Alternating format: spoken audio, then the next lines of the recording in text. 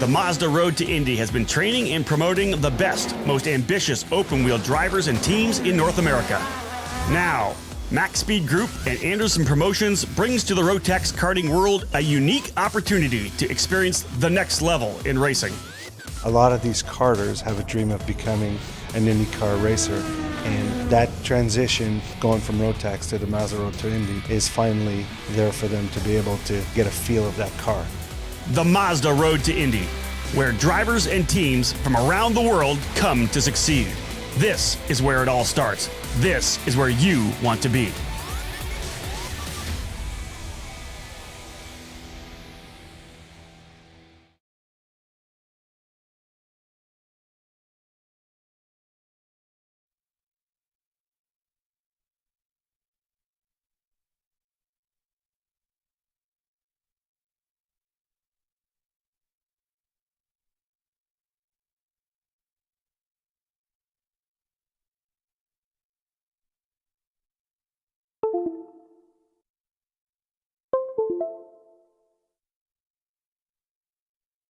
Homestead Speedway Club just off to your right. A beautiful scene here with the palm trees in Homestead, Florida, just about 40 minutes south of Miami. My name is Xander Clemens. We're live on MaxSpeedEntertainment.com and through our official timing and scoring app, Race Monitor. Again, VCI, powered by AM Racing Engines, is the official title sponsor of all 2017 Max Speed Entertainment events, including the Florida Winter Tour. The Florida Winter Tour and Max Speed Entertainment events are also presented by Fixie Wheels. Fixie Wheels signing on for the second year as our presenting sponsor of Max Speed Entertainment events, and we're once again happy to have them on board. We mentioned Race Monitor, the official timing and scoring app of Max Speed Entertainment, where we have our full live broadcast with in-app video and audio. And finally, our official digital media partner, Motorsport.com, helping bring coverage of karting to the forefront of motorsports fans. Again, we'll be giving you a full introduction in just a moment to everything you might need to see or know before you see here with heats 2 and 3 in the 2017 VCI, powered by AM Racing Engines Florida Winter Tour, presented by Fixie Wheels. Next up, it's the Masters Max Class, presented by Max 1 by Vega, for their second heat race on the weekend.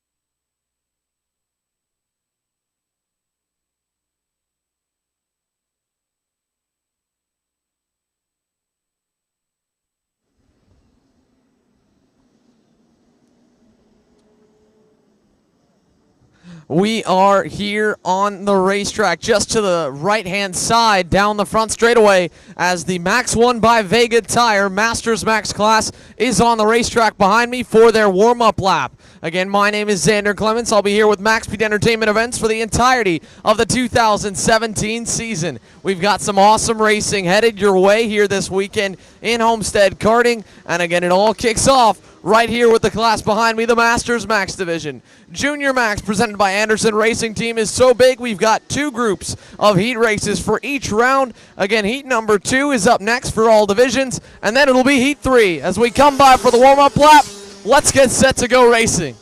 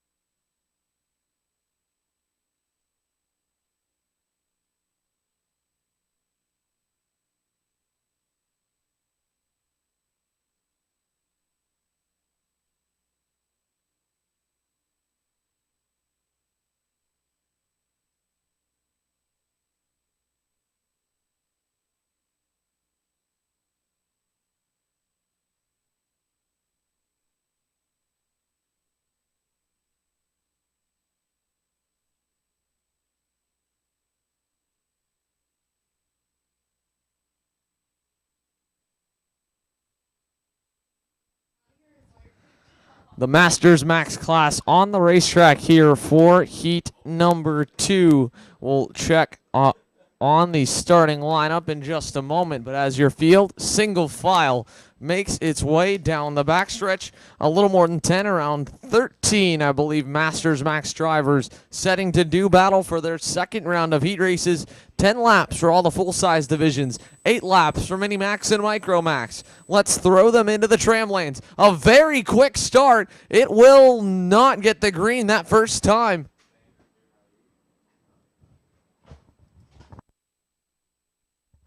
So no green. That was onto the power before we even had half the field through the final turn on the racetrack. Way too quick of a start for your Masters Max class. We're going to slow them down here already over to turn 5 and give them their second attempt. The rule of thumb has been one failed attempt allowed here at Florida Winter Tour, and then we will go to penalties on the second try by the line. Again, that's been what our standard ruling for starts in 2017. Of course, it could change. The drivers' meetings always dictate that when we get here to the weekend.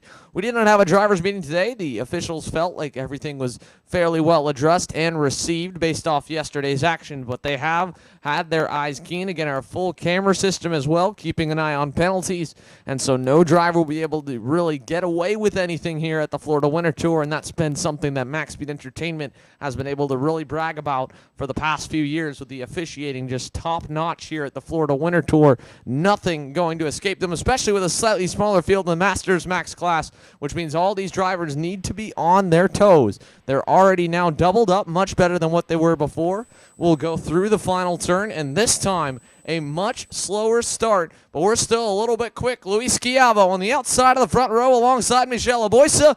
Green flag to turn number 1. Boysa going to go on through. He will bring Scott Roberts with him. And side-by-side for third. Now Schiavo still side-by-side. 3 wide back for the third spot to turn number 4. 2 drivers breaking out in front. Michelle Boysa and Scott Roberts as Luis Schiavo's backward slide continues to turn 5. 2 by 2 farther back for the 4th spot. As now sliding into the 3rd position appears to possibly be either Christoph Adams or Gaston Raul Amboide. Max Pappas trying to work his way forward as well. He currently sits what looks to be the 5th position on the racetrack. As again, they all fanned out. Now they're single file down the backstretch to complete lap number 1. Michelle Aboisa, your race leader. The number 627 of Juan Monroy with a problem. Monroy getting a meatball flag. The number 627 Orsilon Racing Tony Kart will be pulled into the pit lane. Again, an unfortunate start to heat number 2 for Juan Monroy. Quite a bit of battling farther back in your field here with this wider shot as we see your race leader, Michelle Aboisa, followed by Scott Roberts out in front. The battle for third beginning to commence as we see Luis Schiavo trying to claw his way back forward. He's on the bumper of Gaston Rallamboid as we look to your field coming out of turn number 11. Michelle Aboisa, Scott Roberts, again, you're 1 and 2 with a solid gap in between them, both in front and behind. Luis Schiavo going to look to the inside for a third. He'll get it over Gaston Rallamboid. And so Luis Schiavo back up to P3 aboard the Intrepid. Schiavo with the Goodwood Cartways group working his way back towards the front of your Max 1 by Vega Tire Masters Max class. Aboisa and Roberts, though, in the two OTK machines still showing the way as Schiavo now has begun to pull a little bit of a gap back to Amboid. Behind him, Max Pappas working his way up past Danny Robertson. Both drivers trying to climb into the top four at least as Schiavo pulls away. Pappas pulls up to the bumper of Gaston Rallamboid to make a battle for the fourth spot. Here comes Max Pappas to the inside in turn number 1. Not going to do it. He'll pull back in line. Battling also for the 6th position. Christoph Adams trying to go to the inside of Danny Robertson. Back and forth between the Burrell Art Belgian as well as the Tony Kart American entry in the 609. So Pappas unable to make his bid for the 4th position successful. He trails by about 2 to 3 kart lengths as we get a great action shot here through turn number 5 and focus back in on this 3-kart pack that's slowly becoming 2 as Luis Schiavo is not only pulling away from 4th place Gaston Rallamboid, but he caught Scott Roberts 0.2 of a second last time by, and it looks like he has reeled him in again this time around. Michelle Aboisa continues to pull away, nearly 0.4 quicker than your field last time by, as Scott Roberts set his best time of the race over 0.4 back from Aboisa, who just went purple. He's got a 1.8 second gap, and that lead continues to increase, while we see the gap from second to third continue to decrease here with Schiavo closing into Scott Roberts to battle for the runner-up spot where he started here off the grid. Again, Schiavo got shoved a little bit wide back at turn number 1 off the drop of the green flag, and it sent him around the outside of the curbing. He rejoined at turns 2 and 3, was still in quite a mess, and unfortunately Schiavo, battling his way back, has lost a lot of ground already to Michelle Aboisa, who continues to set a blistering and unmatched pace right now. Last time by, he was still 0.1 of a second quicker than Schiavo, who had also slowly closed to the draft of Scott Roberts. The halfway being given last time by, 5 laps in, 5 laps to go for your leader, Michelle Aboisa.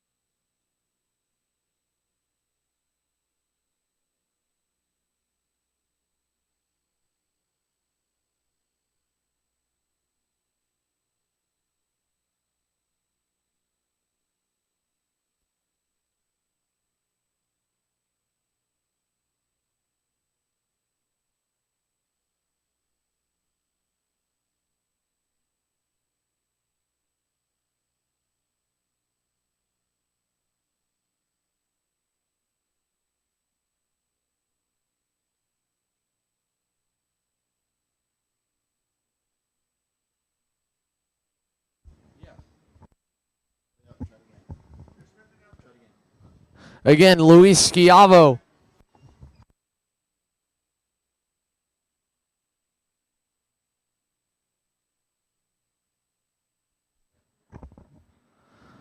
Michelle Aboisa, 9 laps complete, white flag in the air, 1 lap to go. Luis Schiavo is being reeled in by Scott Roberts here for the second spot. Gaston Rallen-Boyd and Christoph Adams, 4th and 5th. Max Pappas down to 6th as Adams made a great move for the 5th spot back in turn 5 last time.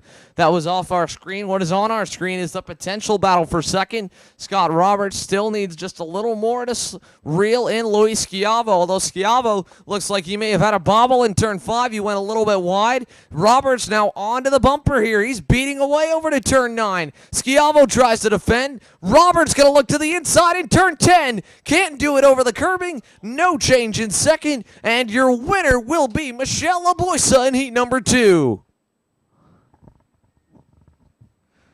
Luis Schiavo with a solid drive to hold on to the second spot over a hard-charging Scott Roberts in the final few laps. That was the main battle because no one able to challenge Michelle Aboisa. A 5-second plus battle or gap back to the battle for second, as we still had quite a few battles throughout the back half of the racetrack with Boyd, Adams, Pappas, Robertson, Frisch, Donkers, and Henkel rounding out the top 10 here in the Vega Max 1 by Vega Masters Max division. Next up, it's the Rollison Performance Group Rotax Senior Max class, which had a bit of an anticlimactic ending to Heat 1 after a very chaotic start. Over 20 drivers make up the field. Again, the drivers to keep your eye on: Ryan Norberg, Austin Garrison have been 2 frontrunners in the Florida Winter Tour for many years now. Arthur Leese, the Brazilian, under Rollison Performance Group, one of the fastest in morning warm-up here this morning.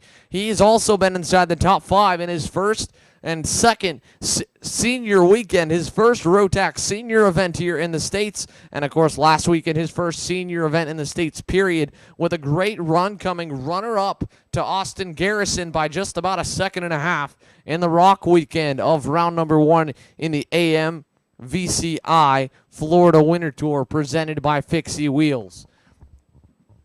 A few other drivers that were noteworthy here from warm-up or throughout the week: Trenton Estep in the NRM Motorsports Tony Kart starts inside the top 10 and has been hovering towards the podium positions throughout most of the week, just trying to find a little more speed there out of the number 300 to see if he can challenge Norberg and Garrison. Matias Ramirez Barrera has been a national name in Florida Winter Tour competition for many years now, and in his first full season in the senior ranks in Rock Shifter and in Rotax Senior, Matias Ramirez has just been trying to get the Burrell Art under the Anderson Racing Team banner a little bit more to where he likes it to contend for the win. We'll see if those changes he's probably made overnight will help him catapult towards the front half of the field. One thing that's been interesting here about the Max 1 by Vega tire and about soft tires in general is that some of the taller drivers in the field seem to be struggling a little bit. Stepanova Nikhil and Dan Roper are extremely talented karting pilots, but they did not have ideal qualifying runs, and they weren't really anything spectacular in heat number 1. I'm sure they both will be looking for more. Nikhil aboard the Burrell Art chassis and Roper aboard the Ricardo under Orsolone Racing. Regardless, we'll see if anything can happen for both of those drivers as they're right in the hornet's nest, starting in the 12th and 13th spots, looking to cut their way forward. Brendan Baker had a problem in qualifying that will force him to start at the tail end of your field in 22nd. He was able to move up to the 13th spot before finishing in 14th for heat number 1, but still lacked quite a bit of pace to go any bit further. 10 laps the distance here in Rollison Performance Group Rotax Senior. Ryan Norberg, Arthur Least, your front row. Darren Keene, Austin Garrison, row 2. Darren Keene, though, has been struggling a little bit with some rib problems this weekend. Unfortunately for the Homestead local, Keene will be looking to try and overcome those. He did not even go out for morning warm-up and is just going to try and probably compete in as minimal sessions as possible, as he will start in the 3rd spot here for Heat 2. Garrison, again, a strong name I mentioned earlier. He starts fourth. Dante Yu and Max Hewitt helping Garrison put the fluo yellow up front as they roll off in row 3. Row 4 sees Lade Vicala, and then we mentioned Trenton Estep. Still a great weekend, a great 2 weekends thus far for Vicala, having some of his best national runs to date. And finally, rounding out the top 10, Matias Ramirez Barreto, and one driver we haven't spoken too much about, the Ben Cooper Racing Barrellard entry of Samuel Lupien. Lupien, younger brother to Cedric Lupien. Both of the Lupien brothers have been front runners in international competition between Canadian national events and here in the United States. He rolls off in 10th, and we'll try to find a little more speed this week as well, as I believe it's one of his first weekends aboard the Burrell Art chassis here in the United States. A very different racing format than many other countries. Canada probably the closest, which is why he's still having not too rough of a transition overall. We're single file, the field going to try and get lined up. Coming out of the final turn, Norberg, Least, Keene, Garrison, the first 2 rows into the tram lanes. We look to go racing here. Rotax Senior underway. No, we will not get the green too early onto the power. So our second heat race of the day has the second failed start of the day. No green there for Ryan Norberg, Arthur Least. I believe the back half of the field still was trying to catch up to your leaders as they were very quick coming through the lines. Still not much more you can say here for Ryan Norberg, the PSL karting driver, doing exactly what he needs to do to put himself in a position to win on Sunday. In the Rock weekend, he dominated through qualifying in heat number 1. In heat 2, he still had the pace to win, even though Garrison was able to stick a nose out in front. Heat 3, again, Norberg all the way flag to flag, but then when it came to Sunday with the track as much rubber laid down as it was, Garrison's comp car was just a little bit more free to start the final and worked enough to pull a gap and take the win, as well as making up some ground in the pre-final after a technical infraction excluded him from the third heat race. Out of the final turn for Norberg and Least. Once again, this time is an automatic green. Penalties will be assessed after if necessary. Least going to try and get a good jump. Everyone's in the lines much better. We've got it. Green flag to turn number 1. And we're 3 wide farther back through the field. Everyone's clean. A couple drivers wide. But turns 2 and 3, still 2 and 3 abreast farther back. As they head for turn number 4, it is Norberg out in front. Arthur Lease with a great start slots into second. They both defended turn 5. Austin Garrison around the outside, tried to get by Arthur Lease. Now he's just trying to hold back Darren Keene. They are nose to tail through turn 7 and 8. A big line of carts all the way back to the Ben Cooper Racing entry of Samuel Lupien. Down the backstretch for lap number 1. Norberg leads, but Arthur Least is right there. Here comes the Rollison Performance Group Tony Kart. Bumper to bumper as Garrison is all over Arthur Least down the front stretch. Norberg down to the white line in turn number 1. Here comes Darren Keene for third. He'll go by Austin Garrison. A great move from Darren Keene to cross over the 3 drivers defending in front of him. Garrison now going to try and do the same thing as they go through turn 4. A big gap now back to 5th place. That's Trenton Estep in the NRM Motorsports Tony Kart entry. He's trying to hold back Dante Yu. Yu now shuffles back Max Hewitt, who got really turned out of shape in turn 6. A big pack behind the pack of 4. Your lead drivers breaking away due to the battling behind them. Ryan Norberg, Arthur Least 1 and 2. Here comes Darren Keene for the second spot. Darren Keene making his way back through the field. A great drive thus far from the Orsolon Racing Tony Kart. Darren Keene to P2. Arthur Least down to P3. Austin Garrison still runs in 4th as they head for turn 4. No challenge from behind. Darren Keene now sets his sights on the one driver left in front of him before it's clear racetrack as Arthur Least goes back down the inside in turn 5. Keene crosses him over. He'll get back through in turn 6. Garrison now going to challenge Arthur Least through turn 7 and 8. Austin Garrison takes full advantage. He'll go through to the 3rd spot. Least down to 4th, and now there's a gap between the top 4. A lot of battling early on, but it is still a clean and green start for Ryan Norberg. He tucks his head down the front stretch, and it's a 7/10 advantage over Darren Keene. But Keene looked to be very fast. He, again, was struggling with some rib problems earlier in the weekend, and I'm sure those have not gone away. Biting his teeth through the pain, Darren Keene trying to close back up to the driver leading the Red Army once again in the senior division, Ryan Norberg, with no challenge from behind at the moment. Austin Garrison, after getting by Arthur Lease, still has Lease just trailing a couple kart lengths back. And Trenton Estep, after the battling in front of him, has not lost sight. He is bringing Dante Yu with him. The two drivers, 5th and 6th, closing the gap to Austin Garrison.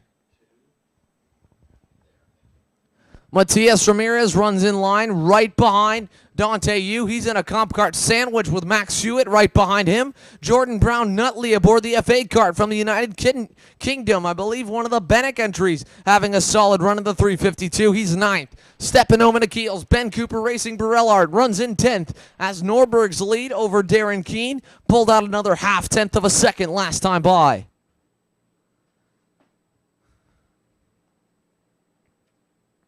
Darren Keene and Austin Garrison call Homestead Karting their home racetrack. And as they exit turn number 10 and head towards the back straightaway, still showing strong, but right now it's the kid from Orlando, Ryan Norberg, leading the way here through turn 12 as we take a look farther back in your field to see quite a few battles.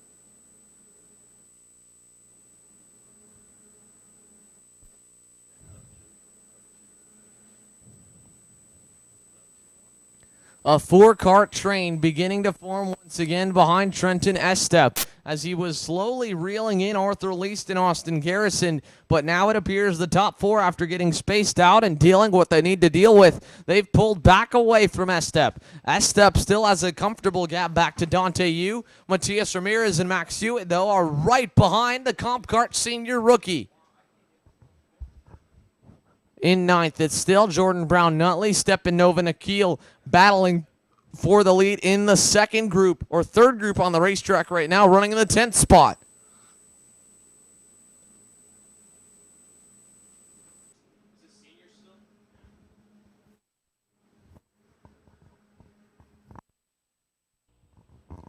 Dan Roper and Stepanova Nikhil, the two drivers trading the top spot in the 10th place and on back pack. That's the rest of your field. And then it's 2 more groups in front of them. A 4-kart pack from about 5th place to 8th. A 3-kart train from 2nd to 4th. And then Ryan Norberg continuing to pull away out in front, at least a 1/10 of a second better than anyone else on the racetrack. As we've got a problem for 3rd place. Or 4th place, Darren Keene, your driver in 2nd with a major issue out of turn number 12, or turn 11. He is slowing the Orsolone Racing Tony Kart of Darren Keene with his head down the backstretch. I don't know if that's a mechanical or if he clipped a curb and severely hurt his ribs that he has been struggling with this weekend. Darren Keene just sort of coasting, seeming to be doubled over in pain, headed into the pit lane. That is a disappointing way to end heat number 2 after having such a strong start, and he was closing, or at least pulling away from Austin Garrison and Arthur Least, and might have had the potential to close and challenge Ryan Norberg, but now it is nothing but Norberg out in front, this time by 2 laps to go for PSL Karting's Ryan Norberg down the front stretch. Arthur Least and Austin Garrison still battling for the 2nd spot as Least is closing back up to the comp car driver. Trenton Estep leads in front now, but it is 4 karts nose to tail. Estep, Yu, Ramirez, and Hewitt, as Hewitt's going to go down the inside of Matias Ramirez. He'll actually nerf him a little bit wide out of turn 4, and so that will push both drivers farther back from Dante Yu. Here comes Jordan Brown Nutley. He now runs in the 8th spot. Dan Roper, Samuel Lupien have gotten away from the mid-pack. They've also pulled away from Stepanova Nikhil, who has fallen a little farther behind both drivers. Brendan Baker has worked his way to the 11th spot in the CRG. He's pulling away from the pack behind him, but has been unable to reel in both Lupien and Roper as the white flag flies here for the rest of your field.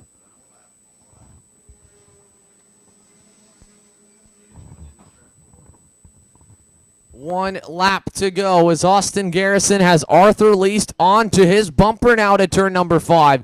Garrison defending here into 5. Least going to try and cross him over. He'll do it. Arthur Least, a great move to second. He'll go by Austin Garrison. Garrison down to 3rd, and now he's got one more shot in turn 12 if he can get a good draft of Arthur Least. Least, his motor seems very strong this week, but right now the spotlight belongs to the driver who's dominated this weekend. Ryan Norberg wins Heat 2.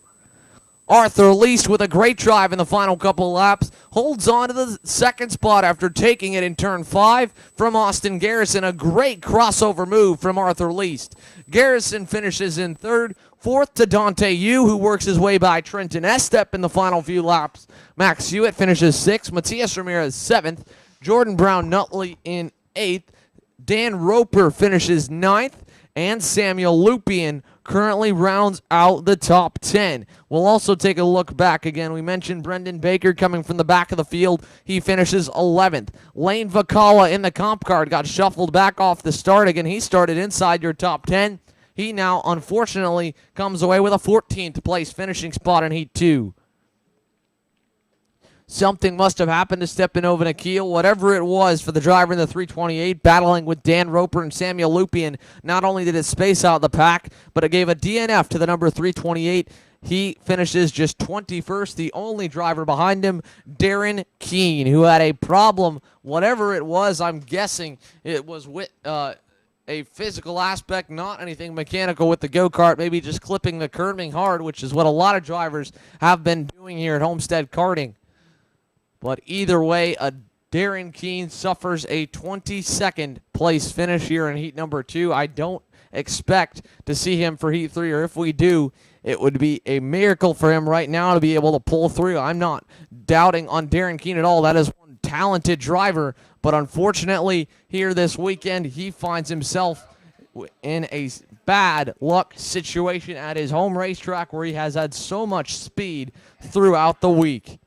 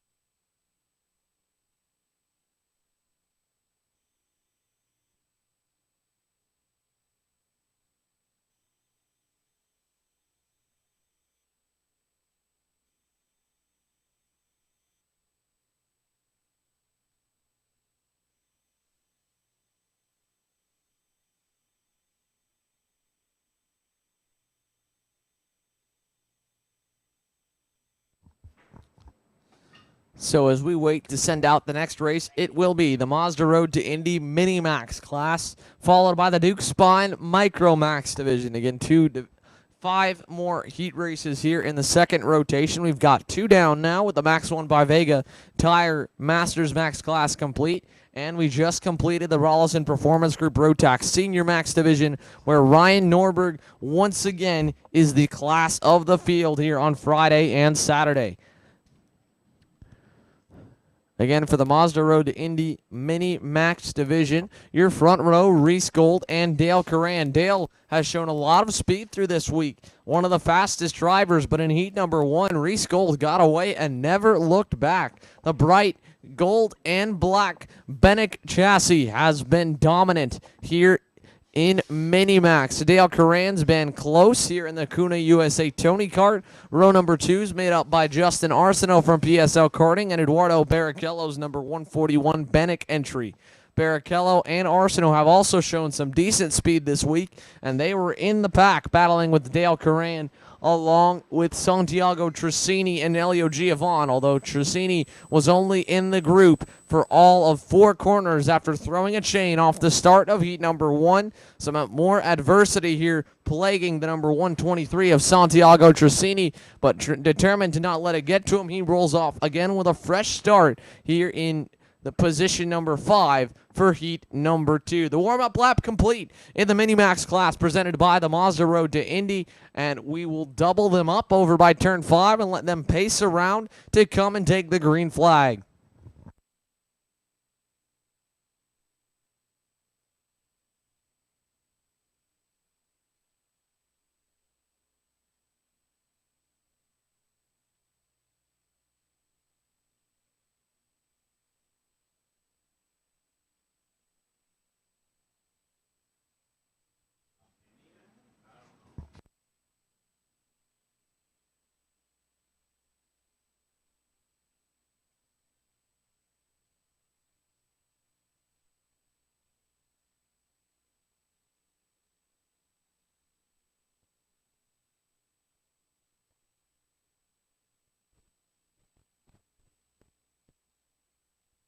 Out of the final turn, doubled up here in the MRTI Minimax class. Reese Gold, Dale Curran, Justin Arsenault, FIFO Barrichello, green flag. This time we've got it, and a great jump start for Dale Curran. He goes through to the lead as Reese Gold slots to second. Barrichello goes to third, and then battling for the 4th spot, Justin Arsenault seems to have won that discussion. They all head for turn number 4 and now to 5. Curran leading the way here in the Mazda Road to Indy Minimax class.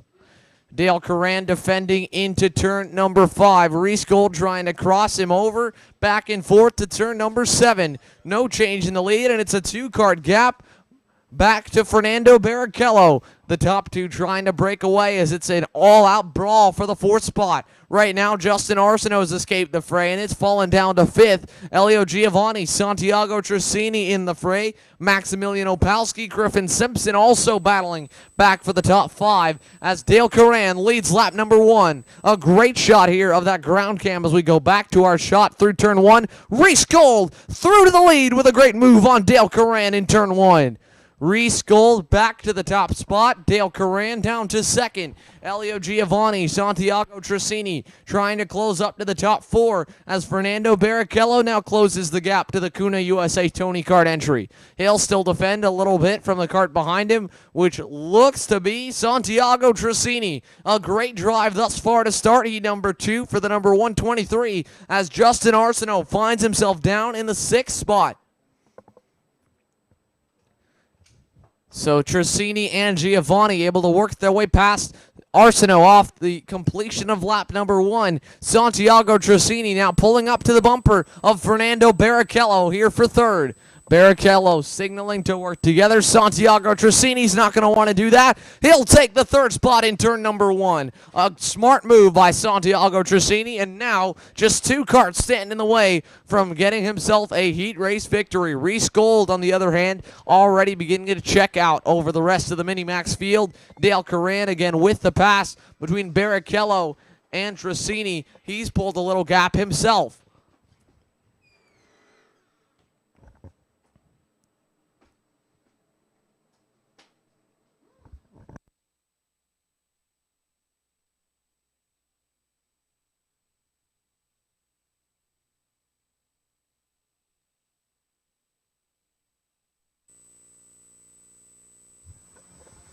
Down the front stretch, Reese Gold leads, Dale Curran 2nd, Santiago Trissini 3rd, Fernando Barrichello in 4th. Now he'll get shuffled back by Luca Mars, who has gone through to position number 4. Luca Mars in the energy chassis now going by Fernando Barrichello. Elio Giovanni runs down in the 7th spot behind Justin Arsenault as your field is spaced out from 2nd place on back to what looks to be 8th or 9th. Yes, 8th place right now on the racetrack.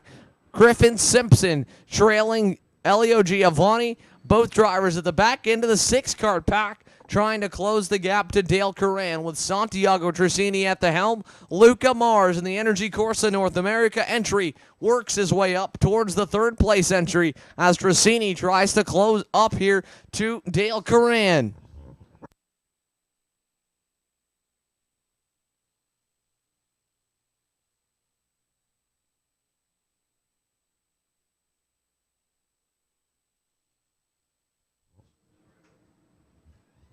Reese Gold, Dale Curran, Santiago Trissini, Luca Mars, your top four. Fernando Barrichello still not too far back in the fifth spot as we see Gold going purple. Last time by, he was nearly 2/10 quicker than Dale Curran. The only driver close to him, the energy entry of Luca Mars, the Pilates sponsor driver, closing the gap now to Santiago Trissini, as Trissini looked very strong to start, but he has just about stalled out in the third spot. Mars' climb continues now as he's just one kart length back from third.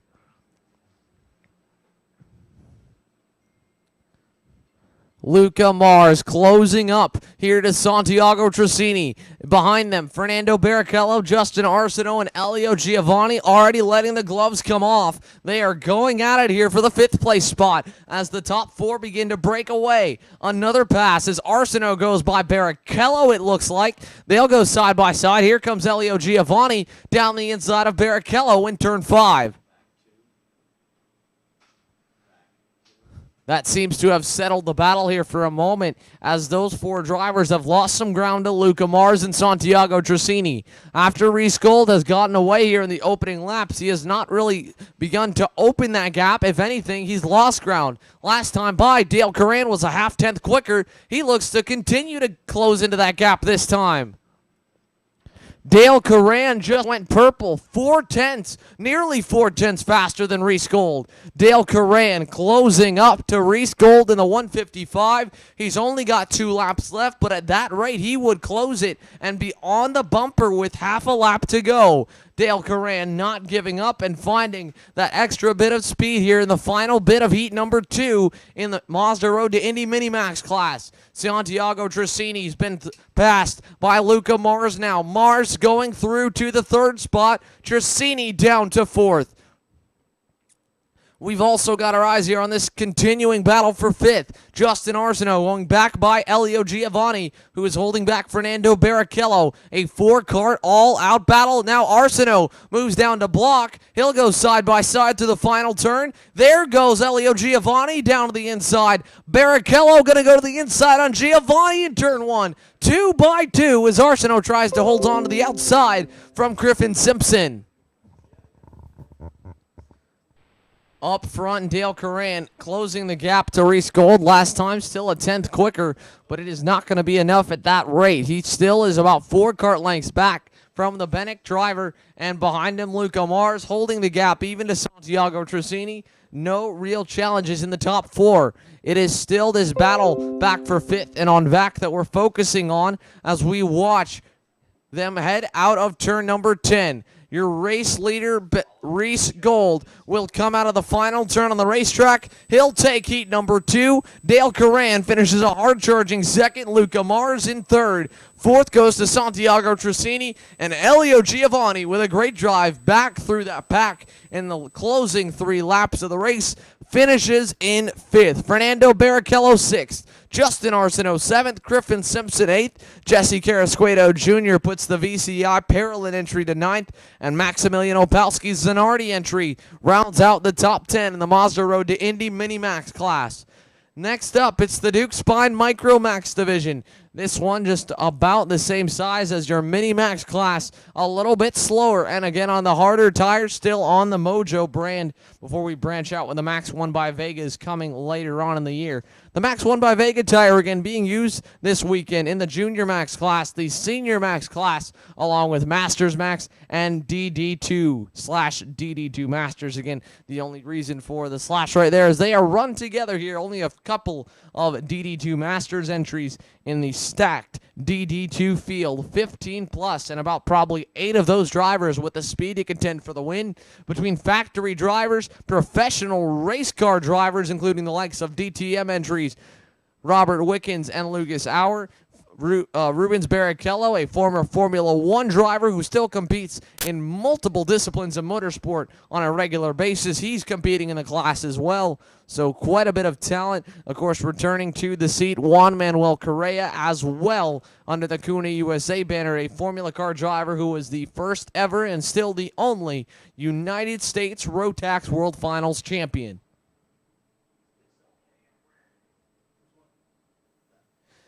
For the first heat, or for the second heat race here in the Micromax class, James Agozi and Miguel Costa will make up the front row.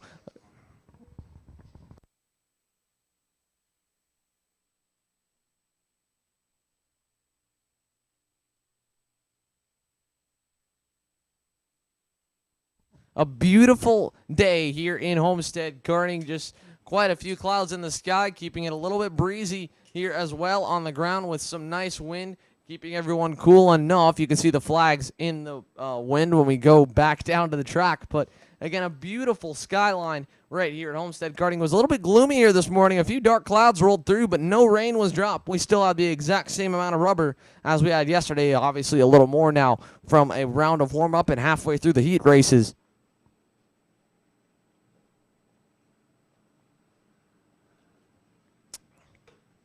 And one cool thing in your shot here, this is a shot of one of the Canadian Air Force airplanes that have been doing test runs and practice as well as full-on training here in Homestead just right next to us. Again, the Canadian Air Force in town using a whole lot of training methods in the sky, which makes it a little bit loud for our cameras. You'll probably pick up on some of it, or I've heard some of it in our broadcast yesterday and earlier on today, and they're back at it again as we've got go-karts on the racetrack now for the Micromax division.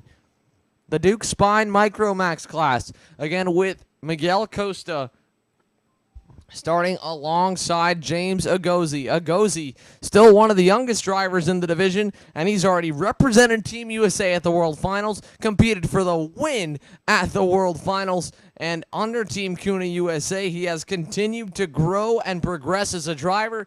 He has been unstoppable here in the Micromax division. Miguel Costa did not get the start he wanted back in heat number 1, and he had to fight his way back through the field. He did a good job at doing so in the Bennick entry number 5, but he still is lacking the pace to challenge Kuna USA's number 48 entry of James Agozi.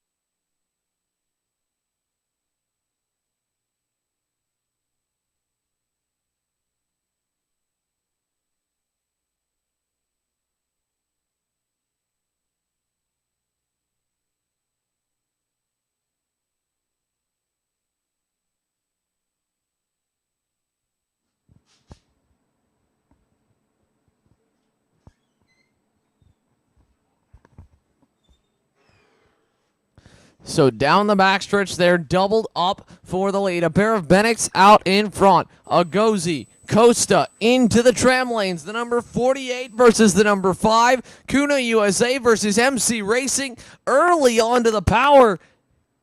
It will not get the green flag. No green here from the first attempt in the Micromax class. Again, they were already full throttle by the time they passed our timing and scoring area, as well as the start-finish line, which is still a little bit before we want them to start picking up speed. So we're going to try and slow them down again and give it one more shot at a clean start before going straight to penalties and the steward's office. James Agozi, Miguel Costa, your front row. Nikita Johnson, Danny Dzelski make up row number 2. Johnson under the AKT Racing banner. Actually, sorry, correction there. They're a little bit farther back. That was just a minor incorrection there on the grid, but your second row with M.O. Fittipaldi and Jeremy Fletcher. Fletcher aboard the Ocala Grand Prix Tony Kart entry was the driver who got the closest to James Agozi in heat number 1, but was still unable to get the job done. We'll see if he can do it again here in heat 2, or if Miguel Costa and M.O. Fittipaldi can also challenge. They come out into the tram lanes again. Agozi, Costa, onto the power. We're green. Green flag to turn number 1, and Micromax is underway.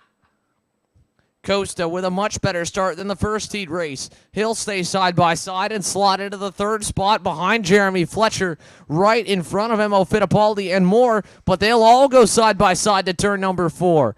Out of 4 into turn 5 for lap 1. Agozi leads the way. Fletcher still behind them as they all defend, and there goes what looks to be the Nitro Kart entry, the number 81 possibly of Anderson Leonard, going through into the third spot. We'll confirm that as he comes by. There's quite a few drivers switching chassis or teams here this weekend. Leonard, a driver that has moved over to the brand new Nitro Kart operation. He's getting support from Ocala Grand Prix here this weekend, and that might be him up into the third spot. As we come by the start-finish line, it's actually the number 7 Nitro Kart of Nikita Johnson. Johnson into the third spot with a great move on Miguel Costa. Costa runs 4th. Alex Powell runs in 5th. Anderson Leonard 6th. Enzo Swans, Tony Kart 7th. Emerson Fittipaldi 8th. Danny Dzelski 9th. Marcelo Paniccia 10th. The top 2, James Agozi, Jeremy Fletcher, after that pass for 3rd by Nikita Johnson, have a small gap back, and as well Agozi pulling away from OGP's Jeremy Fletcher.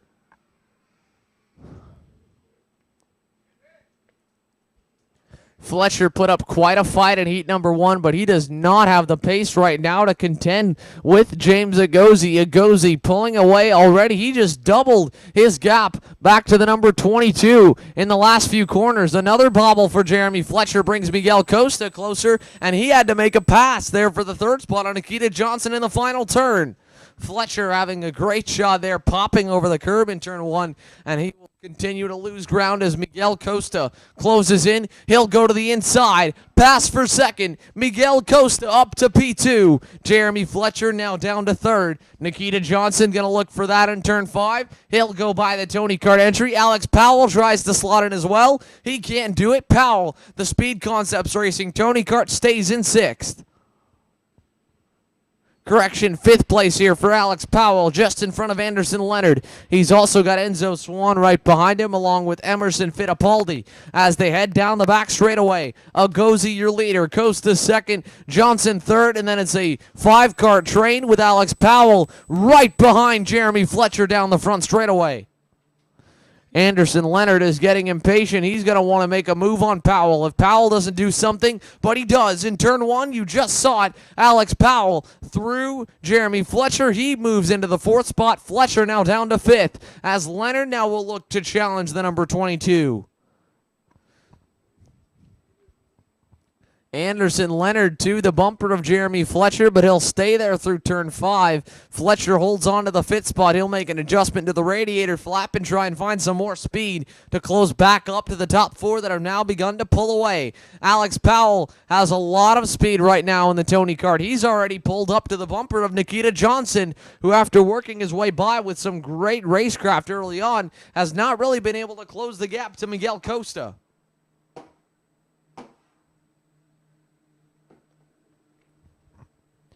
Miguel Costa last time by went purple, 3/10 quicker than James Agozi. The Bennick entry has 4 laps remaining here in the Micromax division, presented by Duke Spine. Duke Spine Micromax on the racetrack again. It's the DD2 and DD2 Masters class presented by PSL Karting that will follow, and then the Anderson Racing Team Junior Max heat races between groups A and C first up, and groups B and D.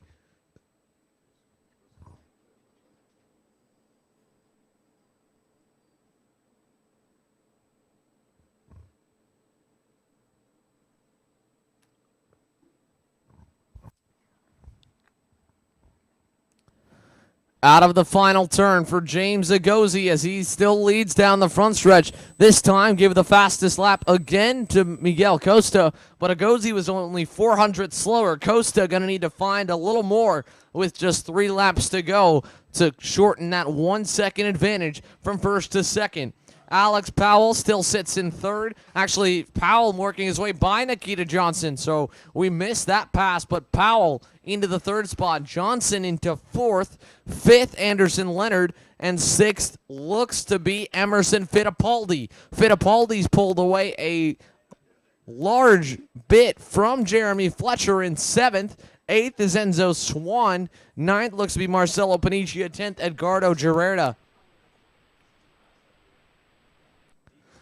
Down the backstretch, the gap closing from first to second, but it's only 2 more circuits for James Agozi to hold on to the lead. Miguel Costa, 52.67 to James Agozi's 52.78. He's 9/10 back. If he can close the gap to just over half a second, he should be within drafting distance for the final lap around. It's all about how good Miguel Costa can hit his marks here with half a lap before the white flag comes out. And James Agozi in the number 48 still holding the gap comfortably. One driver here in Micromax that you really don't find a lot of unexpected mistakes from is James Agozi. Again, he was able to win with some very smart racecraft in heat number 1 after qualifying on the pole. And now in heat number 2, he just has to hit one more solid lap along with one extra corner as he goes to the final turn on the racetrack for the final time. White flag in the air for Agozi. Alex Powell currently in her shot here in third. Fourth place, the battle between Nikita Johnson and Emerson Fittipaldi as we have lost Anderson Leonard. Anderson Leonard has fallen down the order, the number 81 Nitro kart. I'm trying to find him on the racetrack, but whatever happened to Anderson Leonard, now he's down in ninth, just ahead of Edgardo Gerarda. So Anderson Leonard went around back in turn number 3, a few laps back. Unfortunately, it's marred him down outside of the top 8 and a couple seconds back to challenge for anything higher. But as we look for the leaders, James Agozi by only 4.5 kart lengths back to Miguel Costa. Costa closing in. He will run out of time. Your race leader will win once again. James Agozi wins in heat number 2. Miguel Costa hard-fought second. Alex Powell in third. Emerson Fittipaldi with a great move to put one over on Nikita Johnson to take the 4th spot away. Jeremy Fletcher rebounds to finish in the 6th spot behind Johnson. Enzo Swan finishes 7th. Marcelo Panicia 8th. Anderson Leonard's come back, ends at 9th after his spin. And Edgardo Gerarda rounds out the top 10. 3 more heat races here before we wrap up the second rotation. It's the PSL Karting DD2 and DD2 Masters class up next, and we had a lot of action there in heat number 1. A battle for the lead that turned into a crash for the lead between Robert Wickens and Jeff Kingsley. The battle for third then became the battle for the win between Zachary Clayman DeMello and the pack behind him, and Clayman DeMello was able to hold on. We'll see if he can do that once again, or if it will be Robert Wickens and Jeff Kingsley putting the Burrell Art chassis 1 and 2, hopefully without the extra contact this time around. Again, DD2 and DD2 Masters presented by PSL Karting is up next here with just 3 races to go in heat number 2. Anderson Racing Team Junior Max will follow that at 11:49, and then at 12:04 it'll be the Anderson Racing Team Junior Max Groups B and D in the combination. A 37 driver.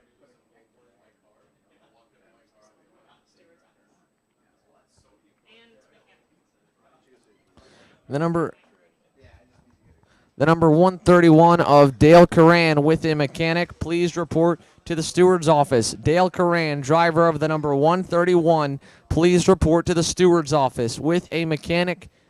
Again, Dale Curran to the steward's office with a mechanic.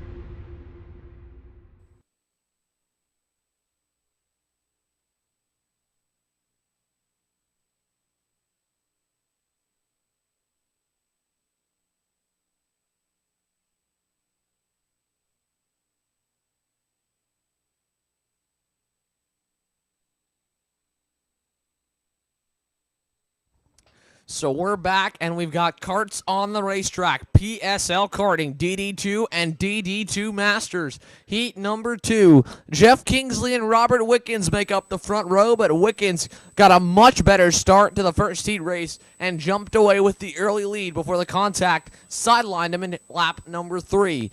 Row number 2 sees Gary Carlton, who also had a problem in the heat race. He did not even make it to the tram lanes for the start. The Formula K driver had to make some adjustments to the engine overnight. He will start on the inside of row 2 alongside Lucas Auer. Zachary Clayman DeMello, Michael McCarthy make up row number 3 as we keep our eye on all the drivers coming through turn 5. And they'll all have to play catch-up now to Jeff Kingsley, who will slowly group the field together over by turn 9.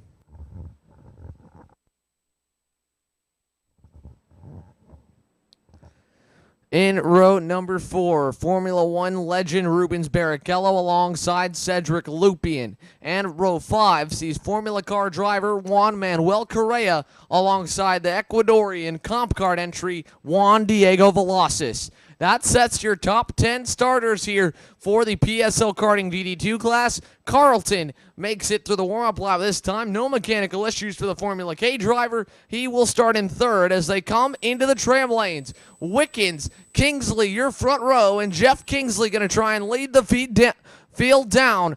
He's already on to the power very early for Jeff Kingsley. We'll see if that gives the green. It does. We're racing. Wickens going to try and go down the inside. He'll slide into third. Gary Carlton up to position number 2. And Jeff Kingsley with a great jump here to the second heat race. He is your leader. Carlton second. Wickens in third, Clayman DeMello in fourth, and right now into the 5th spot. It looks to be the one of the Burrell Art entries. That might be Lucas Auer, the Australian, working his way towards the front of the field as they exit for turn 9 and head towards the backstretch for lap number 1. So with Jeff Kingsley pulling away, we're going to shift our focus briefly here to the pack of 4 behind him. Gary Carlton trying to lead the charge up to the Canadian as Kingsley leads lap number 1. Jeff Kingsley, Gary Carlton, Robert Wickens, Zachary Clayman DeMello, and Lucas Auer, your top 5 as they exit turn number 4. Kingsley, Carlton, Wickens, Clayman DeMello, and Auer closing together as Kingsley's lead is shrinking here from what we can see. Carlton has cut it down to about 5 kart lengths, and it continues to close into turn number 9 and off into the back sector once again. Lap number 2 complete this time by 8 laps to go in the PSL Karting DD2 and DD2 Masters classes. Behind Lucas Auer, Rubens Barrichello runs in the 6th spot. Michael McCarthy in 7th. Juan Manuel Correa 8th. Ethan Simeone 9th. Cedric Lupian runs in 10th as Carlton goes purple. 46, 9, 5, 8. Just about a half-tenth quicker than Jeff Kingsley last time by. So Carlton chipping away. Meanwhile, for third, Zach Clayman DeMello is all over the bumper of Robert Wickens. Wickens losing a little ground here to Carlton, and Clayman DeMello, we'll see how long he's willing to wait behind fellow Canadian entry. Of course, Clayman DeMello under the Goodwood Kartways banner being teamed up with Carlton here this weekend. 2 different chassis, but still working together here in unison. The teammates second and fourth as Wickens debuts the brand new Prime Motorsport team, formerly Maranello North America, switching over to the Burrell Art brand and coming down on the ground running as Wickens runs in third and continues to hold the spot over Clayman DeMello. DeMello has pulled a little gap away from Lucas Auer under the Orsilon Racing tent. The Burrell Art driver also has a gap comfortably back to Michael McCarthy, who has worked his way past Rubens Barrichello. Behind Barrichello, Juan Manuel Correa is closing in as well. 47.0 for Correa, but last time by 46.7 for Jeff Kingsley. He was just about a half-tenth quicker than most of your field, 1/100th quicker than Gary Carlton, and this time it looks like he once again might have the edge up on the Formula K factory driver. It was nearly 2/10 quicker for Jeff Kingsley's lap over Carlton last time by. 4 laps complete, and that gap lengthening here from first to second. Gary Carlton is not really having too much pressure from behind, but he is not in any way, shape, or form reeling in your race leader, Jeff Kingsley. In third, Zach Clamandello seems content right now to ride behind Robert Wickens. He has not made any over-aggressive maneuvers right now as he still sits in the fourth spot with a gap back to fifth place, Lucas Auer. Again, the Mercedes DTM driver, Robert Wickens, coming back to go-karts here in the offseason, the Florida Winter Tour, to stay fresh in the seat. Lucas Auer, a fellow DTM driver, joining him here this weekend at the Florida Winter Tour. And Auer showing strong as well for Australia. He still sits fifth with Michael McCarthy waving the American flag here. The go-kart that's moved into the DD2 class now his sophomore season in the division. He sits in the fifth spot, and last time by just 1/10 slower than Jeff Kingsley.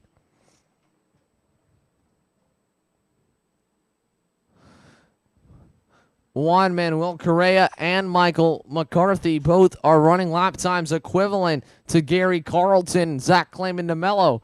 Robert Wickens was a little bit quicker than DeMello last time. It looks like DeMello might close on to him this time by, and the gap holding even now, maybe another half-tenth advantage to Jeff Kingsley as they come down the start-finish straight.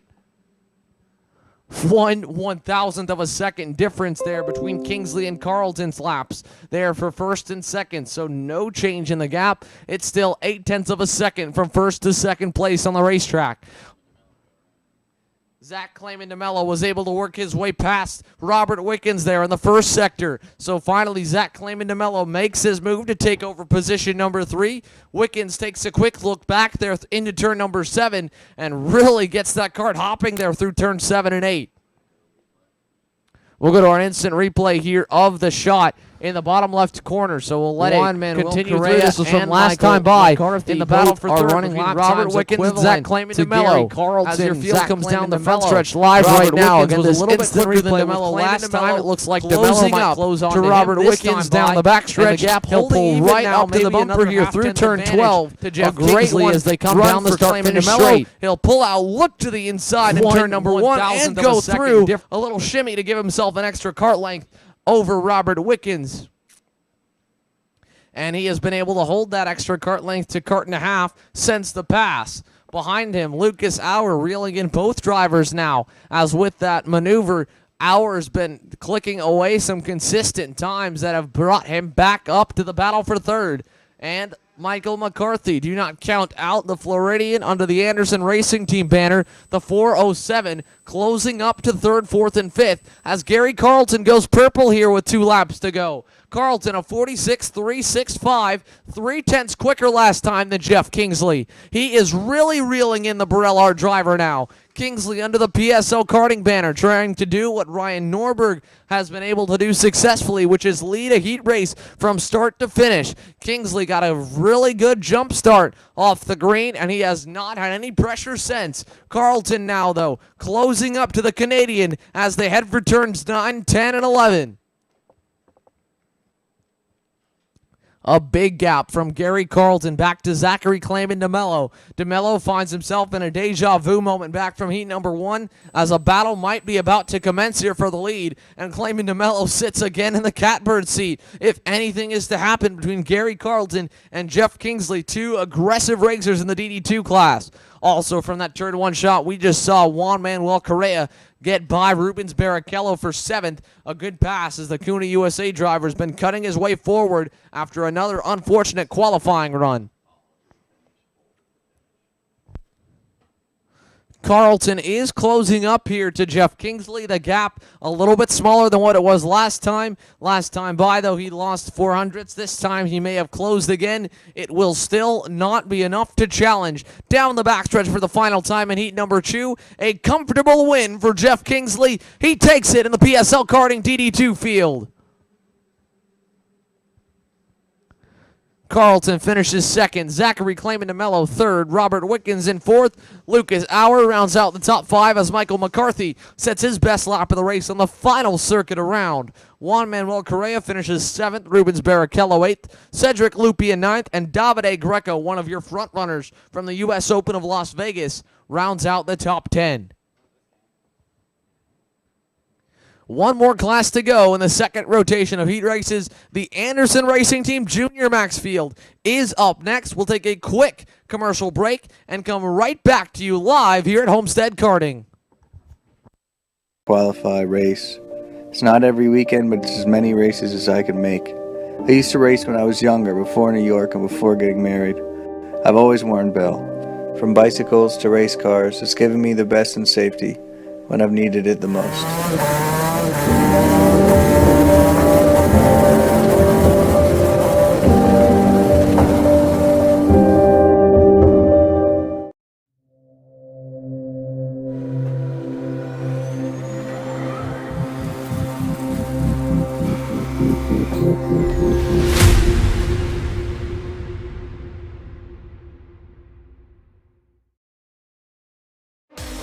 The Mazda Road to Indy has been training and promoting the best, most ambitious open-wheel drivers and teams in North America. Now, Max Speed Group and Anderson Promotions brings to the Rotax karting world a unique opportunity to experience the next level in racing. A lot of these karters have a dream of becoming an IndyCar racer, and that transition going from Rotax to the Mazda Road to Indy is finally there for them to be able to get a feel of that car. The Mazda Road to Indy, where drivers and teams from around the world come to succeed. This is where it all starts. This is where you want to be.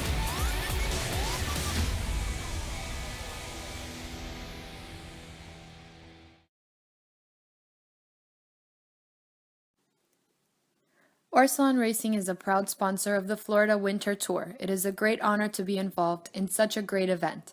The Orsalon Racing team, founded by pro race car driver Fabio Orsalon, has 3 years of experience and tremendous success. Our team runs of a set of great principles, hard work, dedication, professionalism, and tireless data analysis to help our driver reach their goals.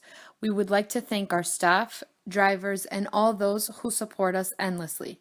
Orsalon Racing is proof that hard work and dedication are the keys to success.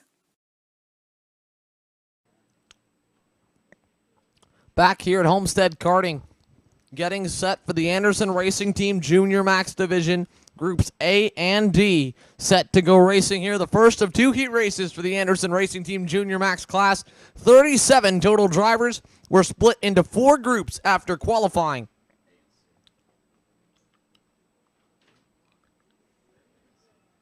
Tyler Gonzalez took the overall pole, and he was able to win his first heat race. He continues his streak for perfection here in Homestead, as he will start alongside the third-place qualifier, Mateus Morgado. Morgado also had a solid run in heat number 1, as he went toe-to-toe with the fourth-place qualifier, Eduardo Barrichello.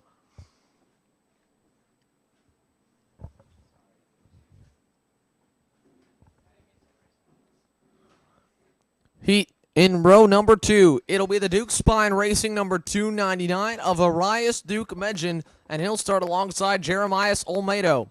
Ryan McDermott in the PSL Karting Burrell Art rolls off 5th, alongside Henry Cubides in the number 292 Goodwood Cartway CRG.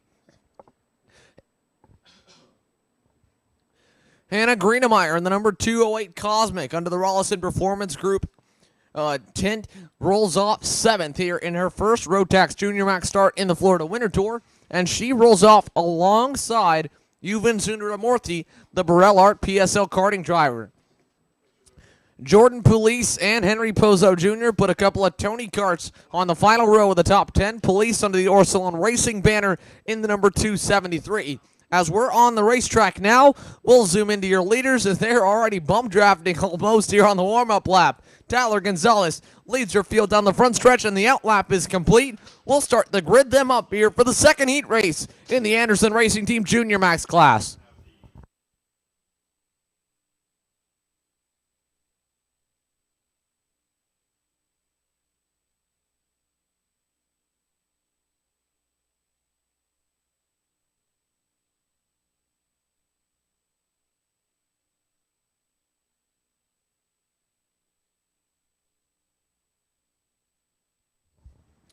So the field beginning to come together here through turns 7 and 8. Tyler Gonzalez has been phenomenal here in the Speed Concepts Racing Tony Kart. Mike Speed's brand new team here debuting at the Florida Winter Tour, and he rolls off alongside Mateus Morgado's Esprit chassis. The Brazilian having a solid run here under the VCI AM Racing Engines tent.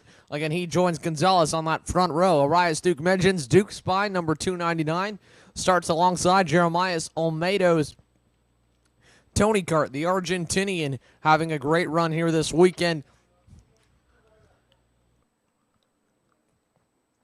As they all pull double file out of the final turn. Nice and slow here from Gonzalez and Morgado. We look for the green.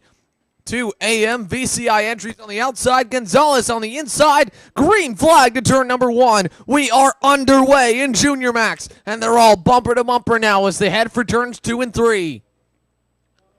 2 and 3 abreast, farther back in the field, but it's about 6 or 7 carts, single file, breaking away out in front. Arias Duke Mengen gets a little bit sideways out of turn number 4. He's going to try and defend and hold on to the second spot as Ryan McDermott has slotted into third. Mateus Morgado down to the 4th spot. Jordan Police has moved up to the 5th position in the Orsilon Tony Kart. Henry Kubitas going to slide by him in turn number 9, though, and they'll continue to battle 2x2 over to 10.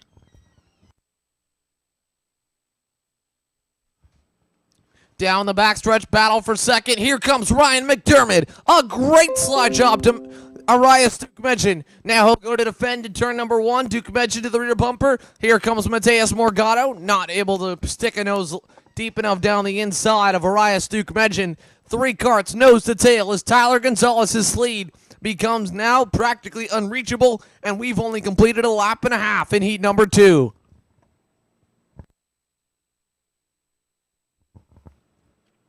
A great start here for Canada's Ryan McDermott in the Junior Max class, presented by Anderson Racing Team. We'll pull up the instant replay of that move over in turn number 12 in just a moment. As we look down to the bottom left corner of your screen, McDermott down the backstretch, battle down the second. Here comes Ryan McDermott and makes it stick, and then he has to defend from Duke Mengen all the way down to the inside in turn 1. Your live feed, Duke Mengen under fire from Mateus Morgado as McDermott has already pulled a cart length back from 3rd and 4th.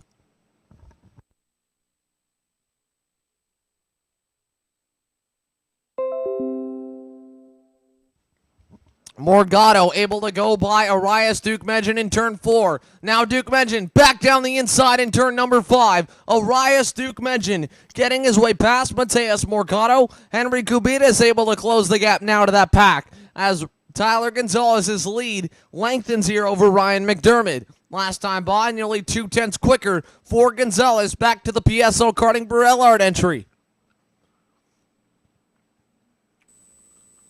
Out of turn number 12, Tyler Gonzalez, a 46.76. Ryan McDermott, 48.62. So he was a 10th and a half quicker than Gonzalez last time by. It's a 1.2 second advantage here with 7 laps to go. At that rate, McDermott should be able to close the gap to your race leader. Behind him, Arias Duke Mengen and Mateus Morgado still losing ground just ever so slightly to the Red Army driver. And Jeremias Olmedo able to go purple, the fastest driver farther back in the number 237.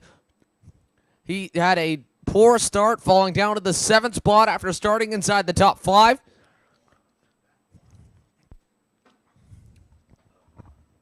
And now he finds himself still battling for the position as we look right now on with Henry Kubitas. He's packed in between 2 packs of 3. First, it's the one led by Ryan McDermott, who that time by loses about a couple hundredths to Tyler Gonzalez.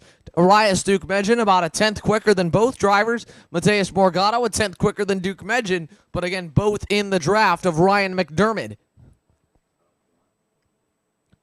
Tyler Gonzalez, after getting away early, it seems like at this point everyone's just sort of riding around. Once you heat the Max 1 by Vega tires up, they haven't really come back in. That was something we heard from Gonzalez as we have a big crash here out of turn number 5.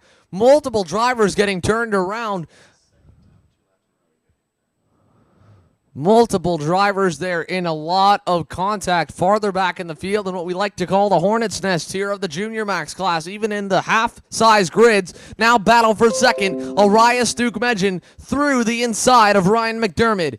Mateus Morgado falls down to the third, or goes through third. Now he'll go to second. Morgado through to P2. McDermott goes by, and just like that, Arias Dukmedjan's hard work to go from third to second puts him back down to fourth. Mateus Morgado puts the VCI powered by AM engines to X-Pre chassis up into second. McDermott third, Dukmedjan in fourth. We'll try and go back here to give you guys a shot of that instant replay. A great pass here by multiple Arias drivers Dukmedjan, there, setting it up through turn 12. Farther He'll get back a good in the field run with a what we like bump to trap call the help Hornet's from nest Mateus here at the Morgado Junior Max to the class, inside even of in the Ryan McDermott. half-size grid. And takes Now over the battle- second spot. Then over in turn 4, he lost it again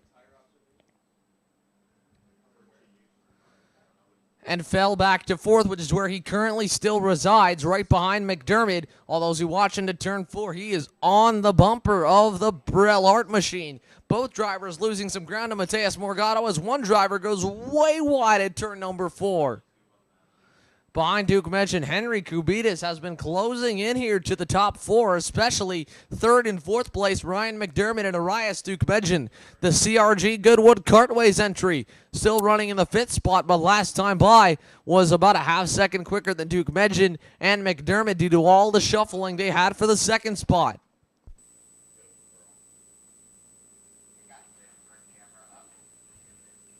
Three laps to go for Tyler Gonzalez, and Mateus Morgado goes purple, 4/10 quicker than Gonzalez in the Tony Kart. The Brazilian really coming on strong here with 2.5 laps remaining as he tries to run down Tyler Gonzalez. But what has been the story right now is as soon as those tires cool off and you can hit another good lap, it's only for so long before they heat up again. We'll see if Morgado can continue to chip away at Gonzalez's lead or if Gonzalez will be able to hold that gap even at about a second, which is what he's done since the drop of the green flag.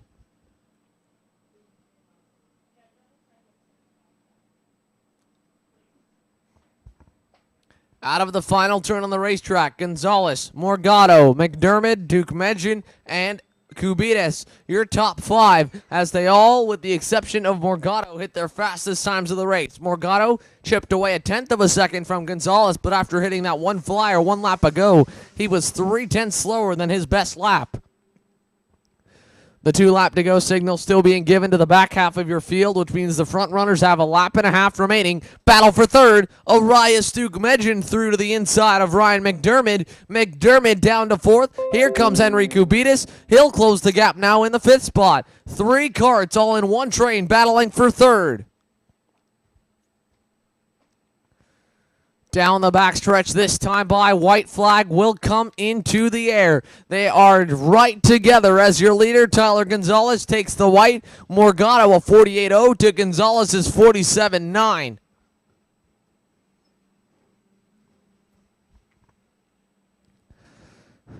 Into turn number 4, Arias Dukmedjan. Here comes Ryan McDermott. He'll try the inside. Dukmedjan, with such a late move, still held the outside. McDermott couldn't get it done. They'll defend at turn 5. Henry Kubitis, a crossover move. He'll get by McDermott. Henry Kubitis, a great maneuver to P4. Ryan McDermott down to the 5th spot. Jeremiah Olmedo, the Argentinian, up into 6th. And onto the bumper now of McDermott as the checkered flag is set to fly this time. Tyler Gonzalez has done everything he needs to do. He wins heat number 2 in his Junior Max group. Second goes to Mateus Morgado. And third, in a great battle, Arias Dukmedjan. 4th, Henry Kubitis. 5th, Ryan McDermott. 6th, Jeremiah Olmedo. 7th, Yuvan Sundaramurthy. 8th, Hannah Greenemeyer. 9th, Thomas Samarn. And 10th, Jordan Police.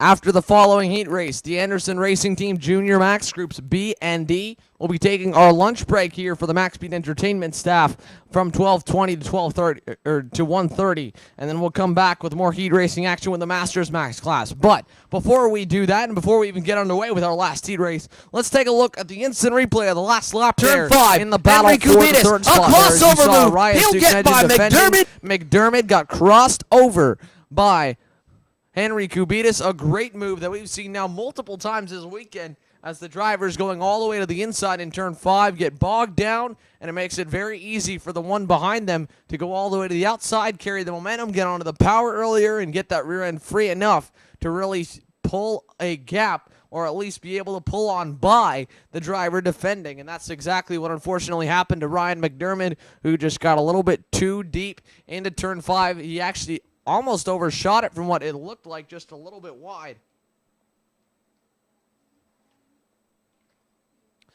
As the track is clear, again, our officials just talking, we're going to clear it. We've got one more driver still to enter into the pit lane, just exiting your screen on the left-hand side. And then it'll be time to put the Anderson Racing Team Junior Max Groups B and D on the racetrack to go at it for their second heat race on the weekend. One more round of heats will follow here, heat number 2. So that means we go through the order once again for heat number 3, and then an earlier wrap-up to the day here for day number 2 of 3 in the official on-track action of the 2017 VCI powered by AM Engines Florida Winter Tour presented by Fixie Wheels.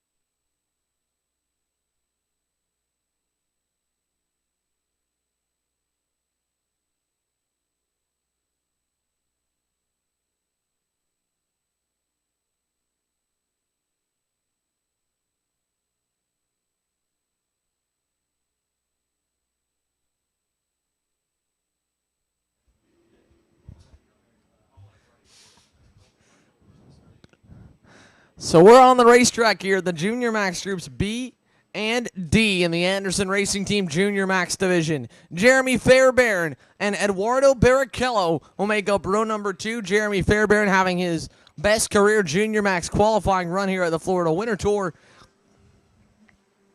as he qualified on second. Now he will start on the pole. In heat number 1, he was pitted to go against Tyler Gonzalez, your pole sitter, but now everyone that's qualified in this race has qualified behind him, so he is your fastest driver from that session. But it's a completely new day, which means we could see quite a few drivers stick their noses out in the front in this one. Fairbairn and Barrichello again make up row number 1. Guillermo Pexoto and Tyler Maxson make up row number 2. Aiden Keel, Thomas Nepvu, the two Burrell Art drivers, make up row 3. And then Dylan Gennaro and Zachary Hollingshead make it an Ocala Grand Prix, row number 4. Vinicius Coan Diaz in the Kart Mini from Brazil starts in 9th, and he starts alongside Kai Palomino in 10th, the number 202 Barillard.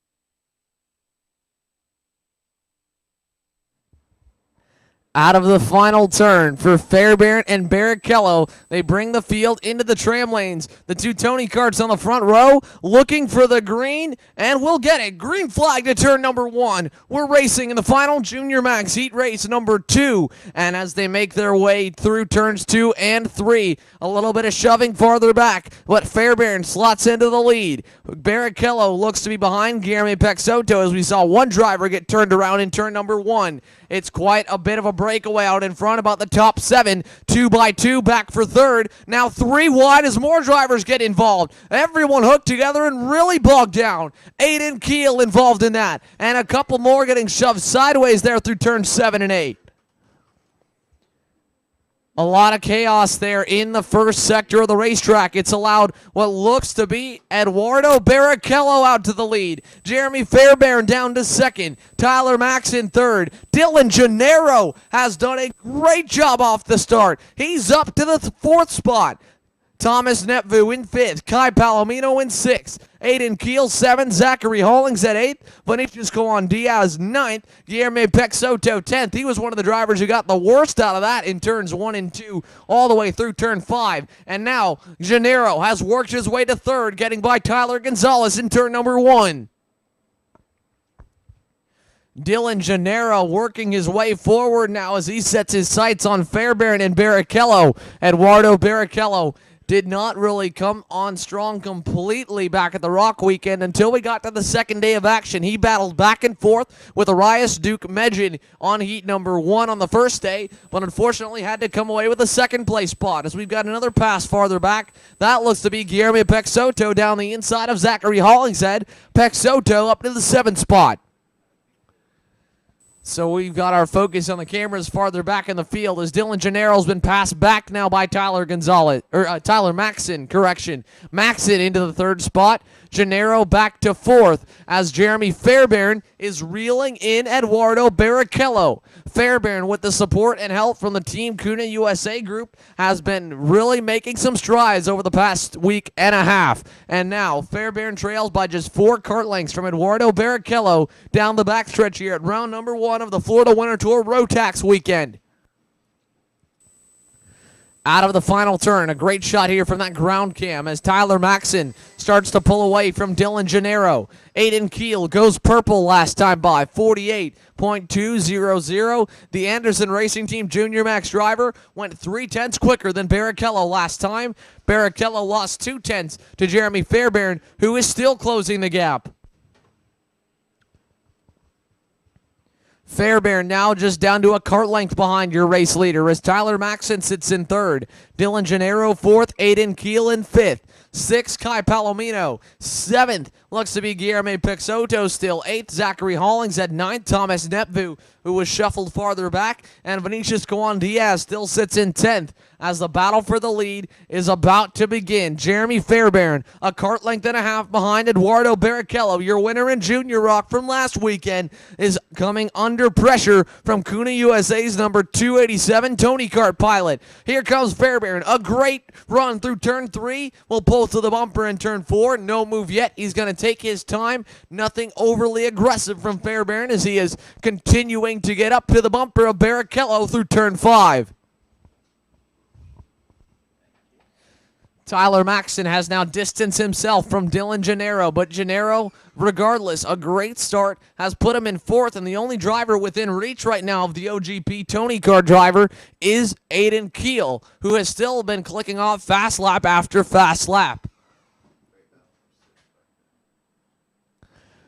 Down the front stretch, cross flags in the air for Eduardo Barrichello. He goes just 200th quicker than Jeremy Fairbairn as he tries to turn up the wick. Fairbairn also continuing to improve here with 5 laps complete, 5 laps to go. Fairbairn still has quite a bit of time to make work of Eduardo Barrichello. That's if he can, as Barrichello has kept that gap now back at a kart length and a half or more over Fairbairn the past 2 laps since Fairbairn ran him down. Tyler Maxson, on the other hand, looks to be trying to close the gap to the top 2. He's got no pressure from behind as Dylan Gennaro continues to slide backwards. But Maxson closing the gap to maybe Jeremy Fairbairn. Will confirm that this time, but from what you can visually see, Maxson closing up as this battle for the lead has yet to really become one. Fairbairn still just sitting behind Barrichello as Tyler Maxson goes purple. 1/10 of a second, nearly 2, quicker than your race leaders Eduardo Barrichello and Jeremy Fairbairn. Fairbairn again to the bumper of Barrichello. No attempt for the lead in turn 4. He will stay in second. Barrichello leads the way to 5. Here comes Fairbairn to the lead in turn number 5. Jeremy Fairbairn goes through to the top spot. Eduardo Barrichello down to second. Tyler Maxson up to third. 4th place, Dylan Gennaro still as Aiden Keel tries to reel him in to take over the position number 4. Here. We'll get a quick instant replay here of that great move. Turn number 5, to take over the lead. As he shows the way by 2 kart lengths right now over Eduardo Barrichello. Fairbairn, after not getting the ideal start from the pole here in heat number 2, groups B and D, he now looks to set sail. It is clear racetrack in front of him. He takes a couple looks back into turn number 5, but still holds over the lead and has 2 kart lengths advantage over Eduardo Barrichello. Behind Barrichello, it's Tyler Maxson in 3rd. Dylan Gennaro in 4th. Aiden Keel still sits in 5th. There was a great battle simultaneous to the lead that was going on for the 6th spot between Guillermo Peixoto, Kai Palomino, Zachary Hollingshead, Jarrett Frederick, and Phoenicius Kwan Diaz. Frederick, also under the CUNA USA banner, has been having to overcome some adversity this week. He's closing the gap now to Hollingshead to battle for 8th. Eduardo Barrichello, last time by, was just about 400th off the pace of Jeremy Fairbairn. So he is still right there. If he can put a couple of better corners together than the number 287 of Fairbairn, he can challenge once again for the top spot. Tyler Maxson, last time by, actually lost about 1/10 of a second to Fairbairn and Barrichello, but he is still right there. If another pass is made, put that Bennick number 274 in the mix of things here to win heat number 2. This time by, it will be 1 lap to go. Jeremy Fairbairn looking for his maiden junior victory in the Florida Winter Tour here in the heat races. Eduardo Barrichello's already got experience now winning at the Florida Winter Tour. He would love to do it 2 weeks in a row here at Homestead Karting and just needs another heat race victory to put himself in contention for the pole award in the pre-final. As we watch them come out of turn number 4, Fairbairn, another look back as he heads for 5. It's a 3-kart gap as he exits and heads towards turn number 7. No pressure right now for Jeremy Fairbairn. Barrichello giving it all he's got, but it's right now not enough. Behind those two, Tyler Maxson still sits 3rd. Dylan Gennaro about to come under fire from Aiden Keel for the 4th spot, but Jeremy Fairbairn rounds the final turn. He will win heat number 2 in Junior Max. Aiden Keel, a great crossover. He'll get by Dylan Gennaro at the line for 4th. An awesome move there by Aiden Keel to get by the OGP driver coming to the start-finish line. Move Dylan Gennaro down to the 5th spot. Aiden Keel, a great drive to P4. Tyler Maxson finishes 3rd, just sort of in between everywhere, running alone for the majority of that heat race after a good start for the Bennick entry. And then again, Jeremy Fairbairn holding back Eduardo Barrichello with a couple of laps after his race-winning move in turn number 5 with just a few laps to go. Guillermo Peixoto, Kai Palomino, 6th and 7th. Zachary Hollingshead finishes 8th. He holds back Jarrett Frederick in 9th. Phoenicius Kwan Diaz rounds out the top 10. And that does it for the second rotation of heat races. One more round to go. Heat number 3 here at the Florida Winter Tour Rotax weekend round number 1. We're going to be taking, again, another short break before we come back with the 3rd round of heat races. And to kick things off, it will once again be the Masters Max class presented by the Max 1 by Vega Tire to start things here for heat number 3, a full rotation through the groups, and then it'll wrap things up for the on-track action here on Saturday. Remember, we also have the Max Speed thank you party for everyone here in the paddock from 4:30 p.m. to 6 p.m. Free food and drinks, and that's normally enough to get any person out there looking to eat a little more. But we're going to get a quick interview here, if we can, with your race winner, the only driver that either did not win heat number 1 or qualify on the pole. The Kuna USA number 287 of Jeremy Fairbairn had a phenomenal run here in heat number 2. We'll see if we can catch up with him.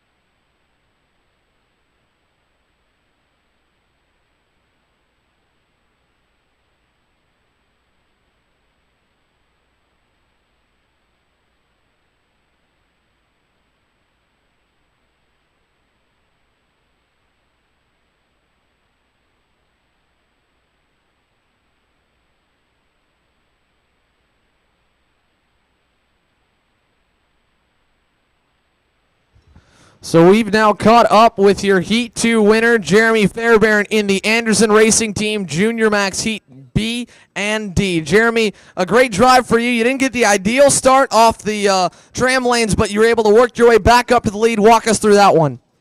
Thank you. I got a little bit, like, when Dudu, he had a really good race.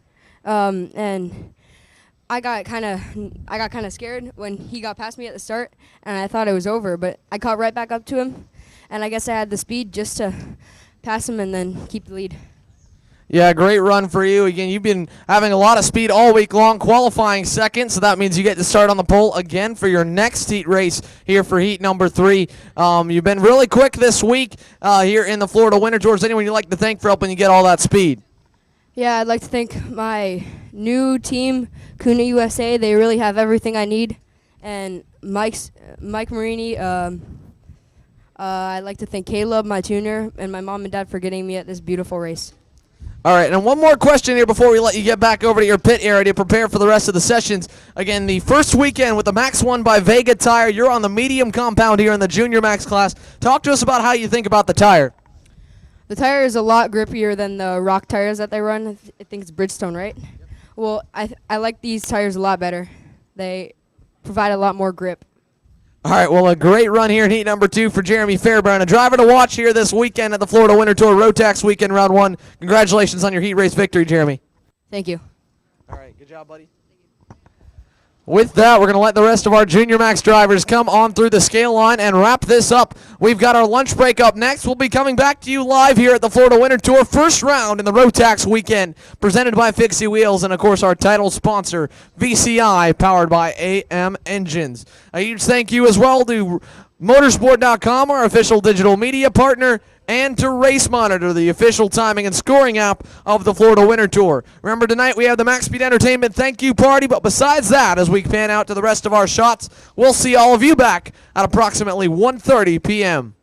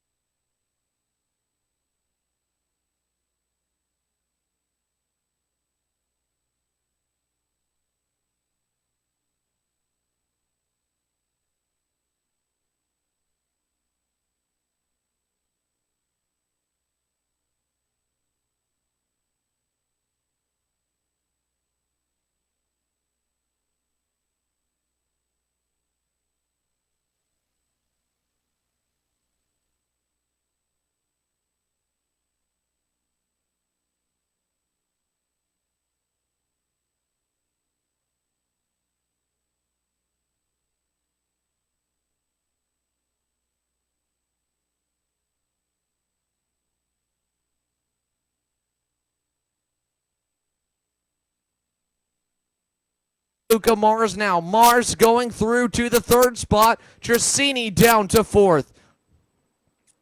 We've also got our eyes here on this continuing battle for fifth. Behind him, Luca Mars holding the gap even to Santiago Tracini. No real challenges in the top four. It is still the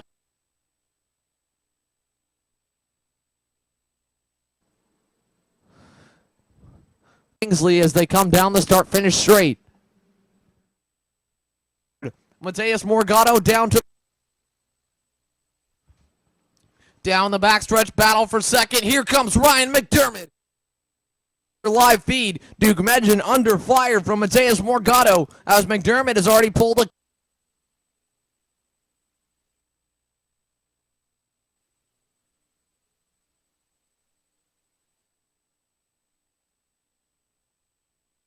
Tyler Gonzalez after getting away early. Multiple drivers there in a lot of contact farther back in the field in what we like to call the hornet's nest here of the Junior Max class, even in the half-size grids. Now battle McDermott, Duke Medjin, signal still being given to the back half of your field, which means the front runners have a lap and a half remaining. Battle for third. McDermott couldn't get it done. They'll defend at turn 5. Henry Kubitis, a crossover move. He'll get by McDermott. Turn number 5. Jeremy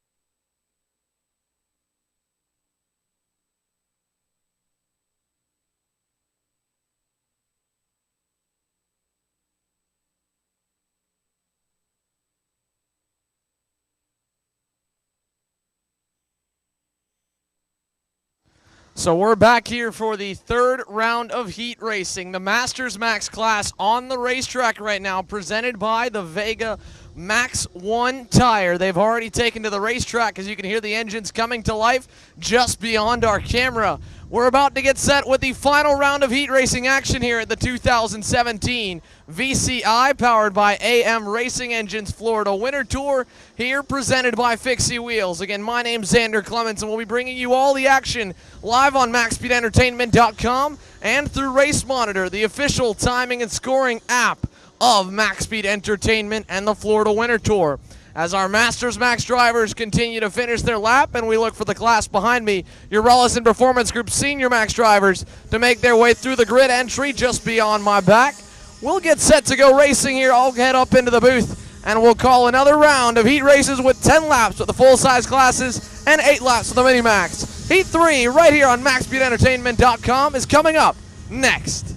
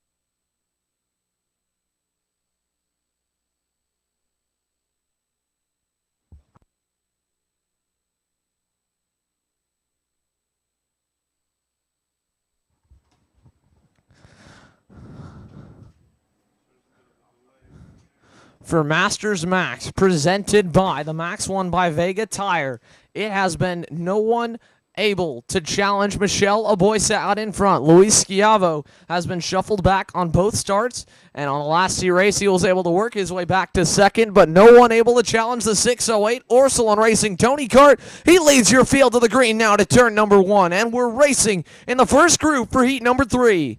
He'll get a great jump. Scott Roberts will slot into second. One driver going a little bit wide at the exit of turn number 2, but everyone is still clean over to turn 4. We've still got our entire Masters Max field all running. No one with a DNF that we can see just yet, as it is Aboisa out in front. Roberts in second. Schiavo running in third. Max Pappas has slotted into the 4th spot. We'll get the rest of your field as they come by the line this time, while Schiavo tries a move in turn number 9 on Scott Roberts, was unable to make it stick. Michelle Aboisa, your race leader here down the backstretch. Problems for Scott Roberts, the Tony Kart driver, pulling off to the left-hand side of the racetrack. He is slowing here through turn number 12. Something amiss on the Tony Kart of Scott Roberts. He's now fallen outside of your top 5 as they head through turns 2 and 3. He's now found a place in line. I don't know what the issue is with Roberts as the rest of your field exits turn 4. It's a 4-car group here, 2nd to 5th place, as Max Pappas is under a little bit of fire from Christoph Adams. Adams now going to go by as Pappas blows the corner in turn number 5. He'll also come under fire from one more driver looking to get by behind him. That's Gaston Rallamboid looking for the 4th spot from Pappas. Meanwhile, Michelle Aboisa has already checked out. The Brazilian here representing Orsilon Racing, as Fabio Orsilon and the rest of his team look to take a clean sweep of all Masters classes here in the past 2 weeks for round number 1 of the Florida Winter Tour. Luis Schiavo trails by 1.5 seconds last time by. He was 0.3 slower than Michelle Aboisa. Christoph Adams runs in 3rd. Max Pappas in 4th. Gaston Rallamboid runs in 5th. Scott Roberts 6th. Whatever the issue was, it seems to have subsided for the Tony Kart driver. Graham Henkel runs in 7th. Juan Monroy 8th. Danny Robertson 9th. Pete Frisch in 10th. Adrian Donkers with the issue, pulling off wide at the exit of turn number 2 off the first lap, I believe. I don't know if he was actually able to even make it out on the racetrack. We're trying to find any stalled carts as we have 10 drivers still running out of your 11-driver Masters Max division, presented by the Max 1 by Vega tire. 3 laps complete for Michel Aboisa. Another best time of the race. He was 1/10 of a second quicker than Luis Schiavo and Christoph Adams, who run second and third.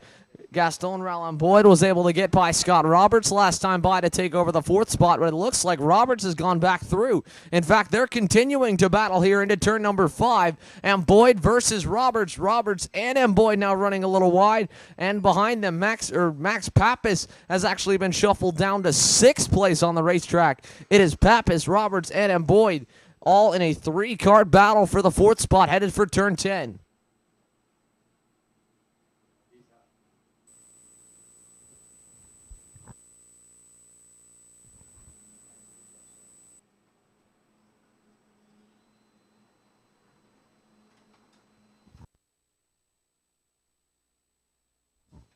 Christoph Adams just went purple, about a 0.5 quicker than Michel Aboisa, 0.2 quicker than Luis Schiavo. Adams, the Belgian, aboard the Burrell R chassis, closing up to the Intrepid Goodwood Cartways entry of Luis Schiavo. We could be seeing a battle for second here, as Adams is now just half a cart length back, headed through turn 8.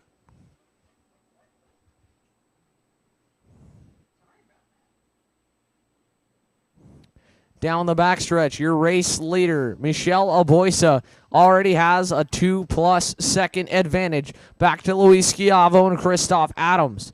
As we watch them go down the front stretch, this time by cross flags being displayed by your main flagger, Cam Egger. 5 laps in, 5 laps to go here in Masters Max for the final heat race of the weekend in round number 1 of the Rotax edition in the Florida Winter Tour. Christoph Adams able to get by Luis Schiavo back in turn number 1, and now he takes over the 2nd spot and sets his sights on Michel Aboisa. It is a 2.3 second gap, possibly more now after the pass for second. Adams continually climbing his way forward through the field, but your race leader Michel Aboisa is showing no signs of slowing down. One quick look back down the back straightaway, and this time by, it's 4 laps to go for Michel Aboisa. Schiavo runs in the 2nd spot in that pack of 2 as Christoph Adams was able to go on by just 1 lap ago. Scott Roberts, Gaston Rallen-Boyd, and Max Pappas continuing to battle here as we've got a great overhead shot, a drone cam of the final turn on the racetrack here at Homestead Karting.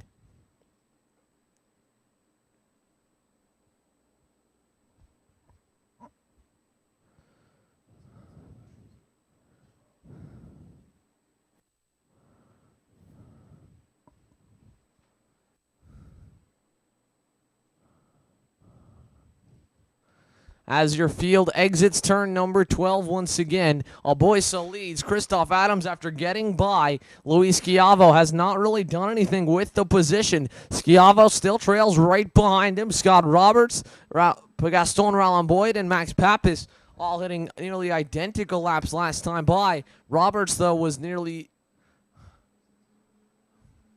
a 10th quicker than what looked to be the driver in front of him, nearly 2/10 quicker than Luis Schiavo. As Roberts is pulling away here from Gaston Rallen-Boyd, who is coming under pressure from Max Pappas. Roberts having pulled away. These two drivers now just fighting for the 5th place spot on the racetrack. Roberts with no real ability to battle anyone, as he still has quite a margin to make up to challenge for 2nd or 3rd with Luis Schiavo and Christoph Adams. Schiavo and Adams moving over from the DD2 Masters division to the Masters Max class. 2 drivers that have represented their respective country at the World Finals. Again, a great drone shot here at the top of your screen. The Max 1 by Vega Masters Max class with the overhead from turn 6 over to turn number 10 here at Homestead Karting, about the middle to back section of the racetrack. And you can see your field coming through it now.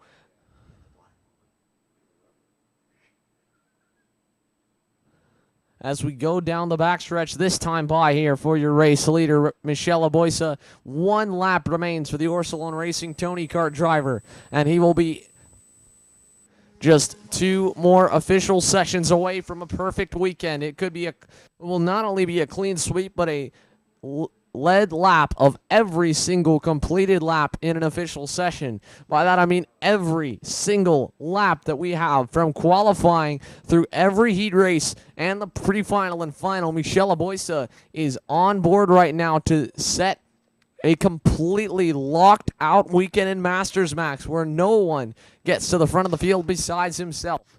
Christoph Adams, Luis Schiavo still nose to tail. This might be your only battle on the racetrack, battle for back for second.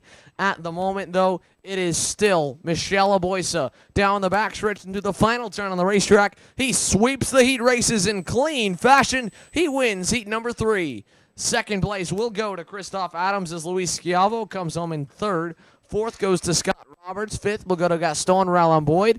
And 6th will go to Max Pappas. 7th, a little farther back, finds Juan Monroy. 8th, Graham Henkel. 9th, Danny Robertson. And 10th, Pete Frisch. And just like that, the Masters Max class is done for the day here at 1:50 p.m.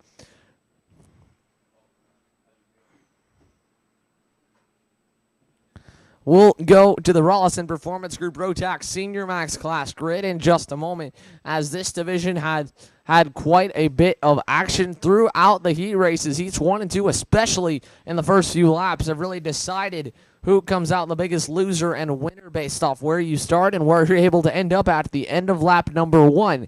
The same can be said for our Junior Max heats, albeit a little bit smaller since the class has been split in 2 for the heat races. But regardless, here in the Rollison Performance Group Rotax Senior Max class, it has been one driver that has stood out from the rest of the field, not by as much as Michelle Aboisa, but still enough that no one's been able to touch him. PSL Karting's Ryan Norberg has been simply phenomenal once again here at the Florida Winter Tour, dominating every session up until Sunday last weekend. He just needs one more day here at the Rotax edition to try and overcome that, as he will look to sweep the heats as well as Michelle Aboisa was just able to do in the Masters Max class. Norberg will start on the pole once again here after qualifying on the top spot to kick off his weekend, and he will roll off alongside Brazil's Arthur Lees. But we'll take a quick look here at the overhead shot of the racetrack in just a moment. A great drone shot of Homestead Karting that also really helps put into perspective the amount of rubber being laid down. You can somewhat see it here from our angle looking at the racetrack from the side, right by the timing and scoring tower, looking over at turn 5, turn 3, and a little bit of turn number 6. How much rubber is being laid down on the racetrack. But now taking a look at this drone cam footage. Look how much rubber is being laid down by these Max 1 by Vega tires, and then the Mojo combination as well. A medium and a soft compound being used for the Max 1 by Vega, and then the Mojo tires being used for the Micromax and Minimax divisions. But a ton of rubber has been laid down here at Homestead Karting, and that is an understatement. This does not even come close to describe how sticky it is and how grippy it is out on the racetrack, which has really challenged tuners here throughout the paddock to find ways to get the go-kart to roll through the rubber sections.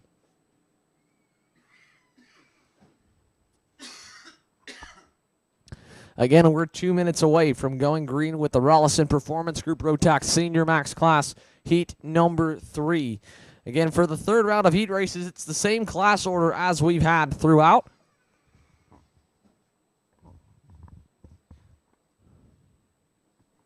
With the Masters Max class kicking us off, they just concluded on the racetrack. Senior Max is set to follow. Then it'll be the Mini Max and Micro Max drivers.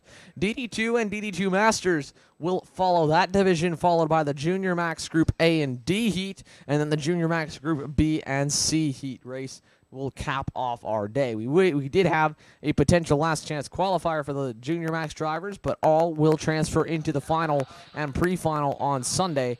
Again, that will be 37 total Anderson Racing Team Junior Max drivers transferring into the main events. With that in mind, we end today around 3:15 to 3:20 p.m. with the final Junior Max heat concluding. We, of course, may have some more penalties or anything going on over in the steward's office, but from 4:30 p.m. to 6 p.m., we'll also be having the Max Speed Entertainment thank you party.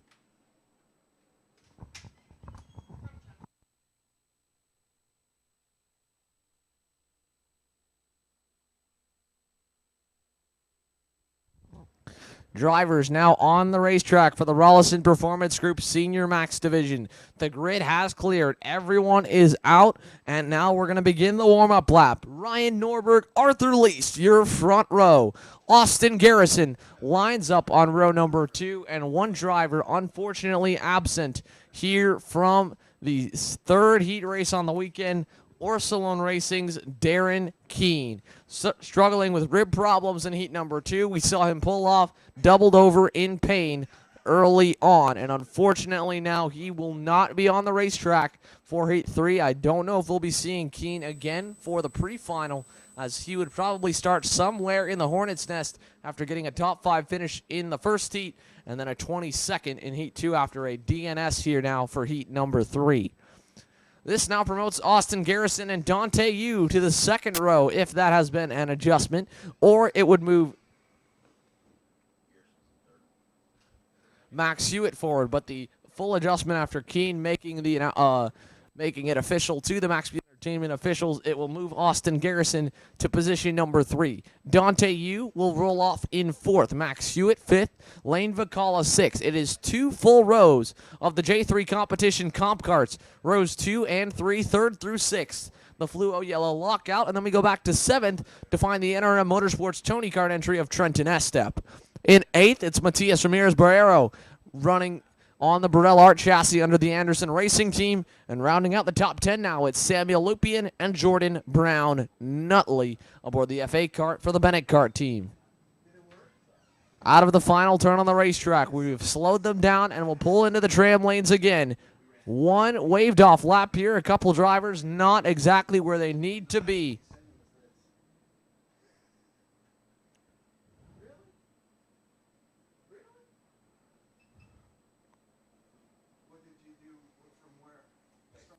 So we're going to wave off that attempt. I don't know what the reason was for that wave off, but that was a very early wave off before they even got to try and take the green, as Norberg had his hand in the air, didn't even go into the tram lane, as he knew that start was not going to kick off the heat race. So we'll see if they have to burn another false start, or if that counts as the failed attempt here to kick off the third heat race for the Rollison Performance Group Senior Max class. But it is Norberg and Least, again your front row, and he'll slow them down as they head to the back section of the racetrack and make their way on to the final straight before the front stretch.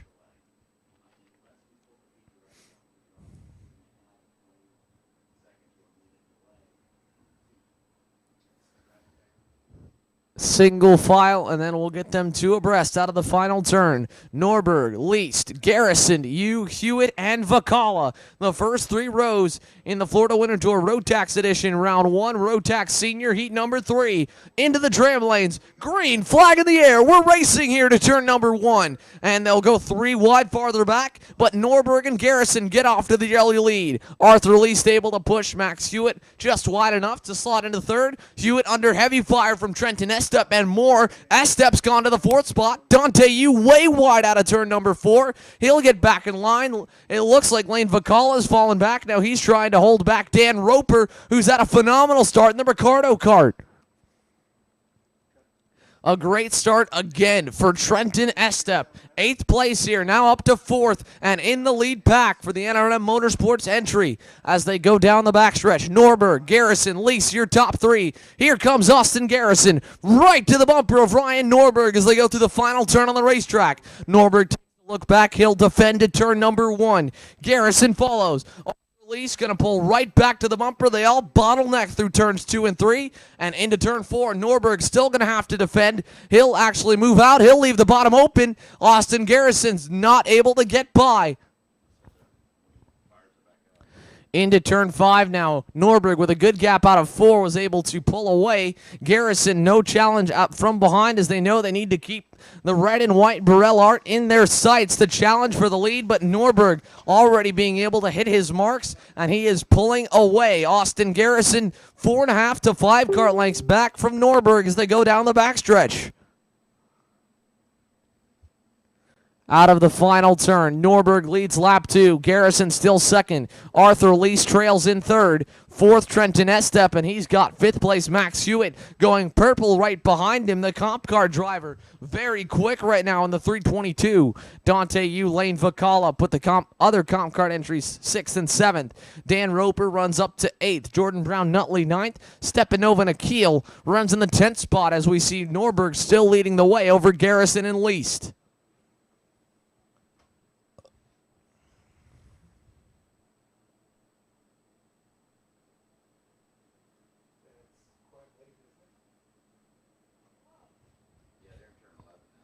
Down the backstretch towards the final turn. Norberg's gap over Garrison holding even. He's got Arthur Lease still right behind him trying to work together. Lease takes a look back. No real pressure as Trenton Estep has been shuffled back. Dante Yu's gone through to 4th. Max Hewitt stays in 5th. Vacala 6th. Roper 7th. Estep's been shuffled all the way to 8th and still is fighting right now as he's got Jordan Brown Nutley behind him while Roper pulls up to Lane Vacala.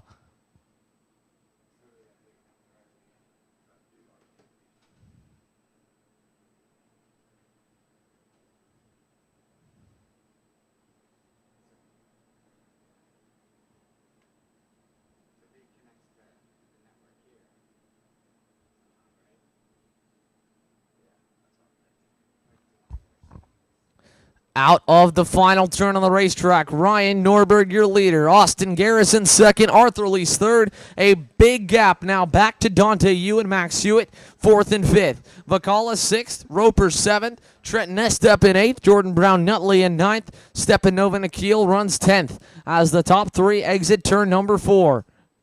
Garrison still has Lease trying to push him forward as Arthur Lease last time by went quickest on the racetrack, but only 300ths quicker than Ryan Norberg. After Norberg pulled that gap early on, they have really just evened out. Identical lap times for the entire top 3, and no one being able to really cut a dent.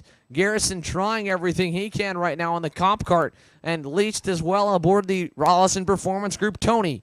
Through the final turn on the racetrack, Norberg your leader, Garrison second, Least in third. Norberg last time by pulled tenths of a second over Austin Garrison and Arthur Least, and he was able to do a 47.226, the new fastest time of the race. Least even thought about a move on Garrison there to turn 4, but he did not make it stick. Norberg, your leader, now to 5. For Dante Yu, Max Hewitt, and Lane Vacala, it's simply trying to hold the drivers behind them at bay. Trenton Estep just had a move there to the inside of Dan Roper. He's going to take Jordan Brown Nutley with him. Roper down to the 10th spot. 11th looks to be Samuel Steppenova and Akil. Sorry, Roper in the 9th spot. And then we'll look for the rest of the field farther back. It's spaced out here at the Florida Winter Tour Rotax weekend.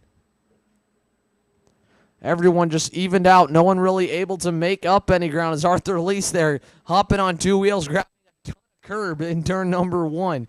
He's onto the bumper of Austin Garrison. Garrison looked like he might have even defended a little bit to turn 4 as he knows Lease might be looking to make the move for second. Still not going to defend actually over to 5, so correction, Garrison just fine where he is right now. Lee seems to be sort of stalling out as well, while Ryan Norberg continuously hits fast time after fast time. Last time by, another quick lap for the Floridian. As we go down the backstretch, it's Orlando, Florida versus Homestead, Florida for Austin Garrison and Ryan Norberg, and Arthur Lease flying the flag here for Brazil as Norberg goes purple once again. 47.139 for Ryan Norberg. 2.5 laps remain as the rest of your field goes through turn 1.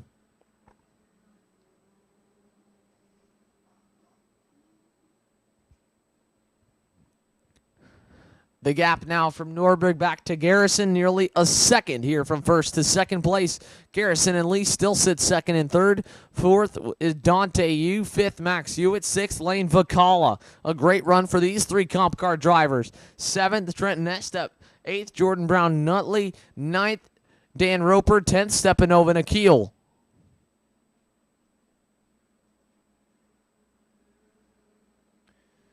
2 laps to go for Ryan Norberg, Austin Garrison, and Arthur Least as they go through turn number 1. You can see the amount of rubber that has been laid down over the past 2 weeks here at Homestead Karting. A ton of dark spots as we see a change in second. Arthur Least down the inside of Austin Garrison. He takes over the second spot. Garrison now going to have to tuck in line behind him and find a way back by. Least tried all race long to work with the J3 competition comp kart pilot, but he was unable to help both of them reel in Ryan Norberg. Norberg again setting his best lap of the race last time by. 47.135 for Ryan Norberg. One more lap and a perfect weekend will be once again set to set the stage for Sunday here in Senior.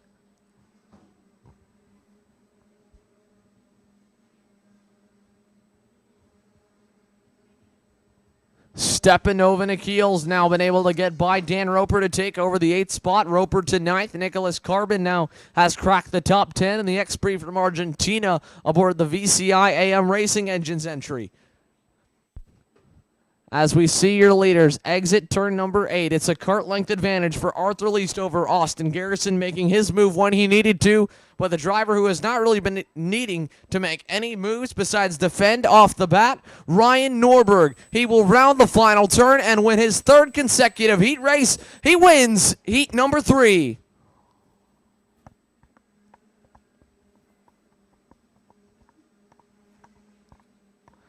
6 heat races completed in senior competition in the single speed classes for the Florida Winter Tour, and all 6 of them have been won by PSL Karting's Ryan Norberg.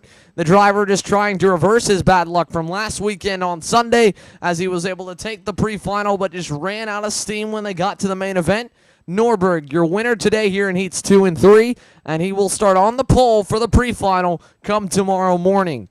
Arthur Least with another solid run in the Rullison Performance Group Tony Kart, hot off a runner-up finish in his senior debut last weekend. He finishes 2nd in Heat 3. Austin Garrison 3rd, Dante Yu 4th, Max Hewitt 5th, Lane Vacala 6th, Jordan Brown Nutley 7th, Stepanova Nikhil 8th, Dan Roper 9th, and again Nicholas Carbon rounds out the top 10.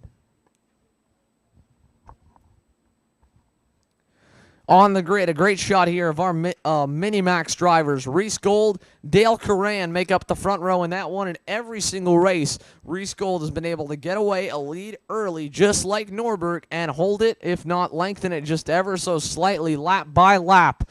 Gold looking for another heat race victory here in the Mini-Max class presented by the Mazda Road to Indy. Again, we've got the Duke Spine Micromax drivers that will follow them. Then it'll be the PSL Karting DD2 and DD2 Masters classes. And finally, to round off our day, once again, the final round of heat races for the Anderson Racing Team Junior Max drivers. Groups A versus D. Again, the drivers on the front row will be 1st and 4th from qualifying. And then groups B and C, the drivers qualifying 2nd and 3rd, will be the 2nd heat race on the ticket and the last one of the day. No last chance qualifier for the Junior Max drivers. Everyone transfers into the final and pre-final tomorrow. 37 Junior Max drivers in the Anderson Racing Team Junior Max division.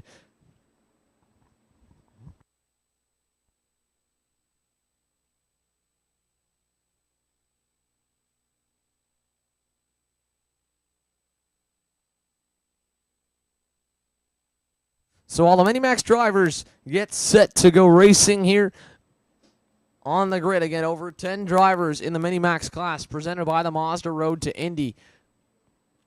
A beautiful shot here of Homestead Karting and the grid that Max Speed Entertainment has set up for the weekend and the past weekend as well with the Rock Edition of the Florida Winter Tour. The first round of the Florida Winter Tour, and for all 2017 Florida Winter Tour events and Max Speed Entertainment events, we'd like to give a special thanks to VCI, powered by AM Racing Engines, the official title sponsor of Max Speed Entertainment for 2017. A huge thank you as well to Fixie Wheels for coming on board, the official presenting sponsor of all Max Speed Entertainment events for the 2nd consecutive year.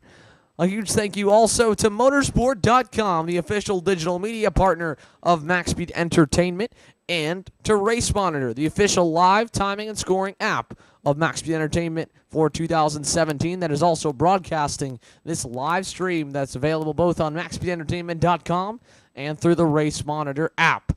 Reese Gold, Dale Curran, your front row as we get set to let them loose here for the Mazda Road to Indy Mini Max Division.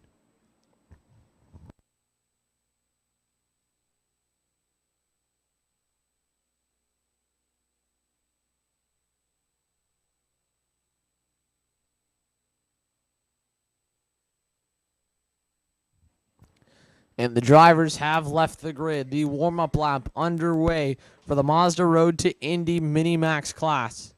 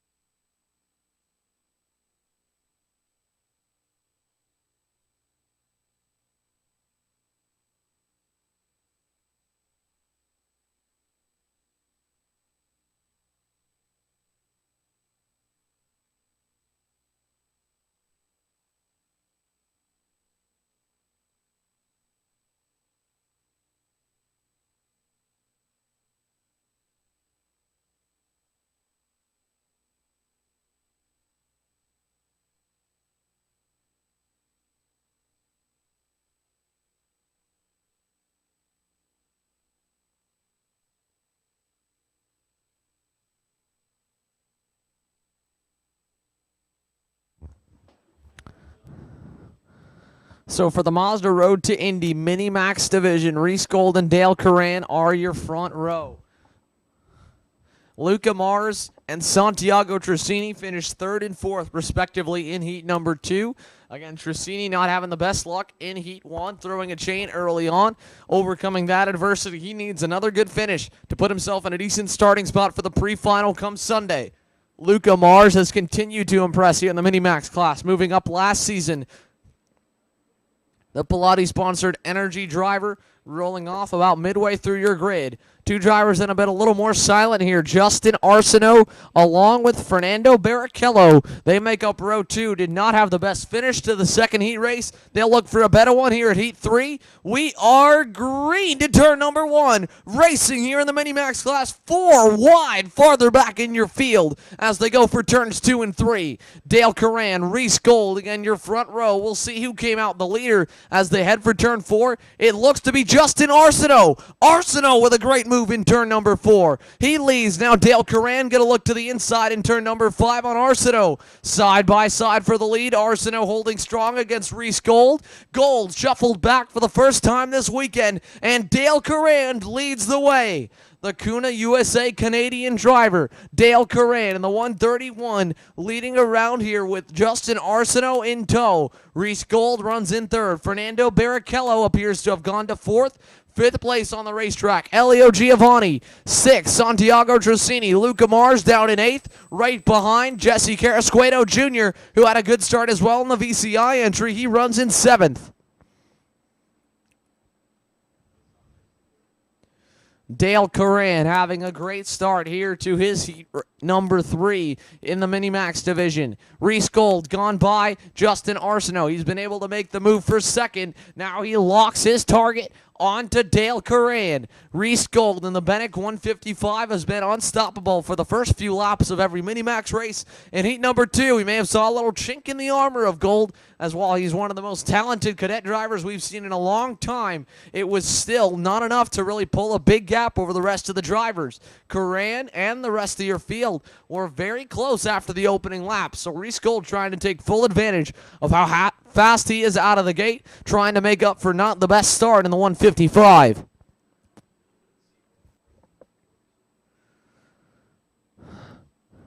2 Canadians, 3 Americans inside the top 5 right now. Curran, Gold, Arsenault, Giovanni, and Barrichello as they exit turn number 4. And Reese Gold last time by went purple, 51.640.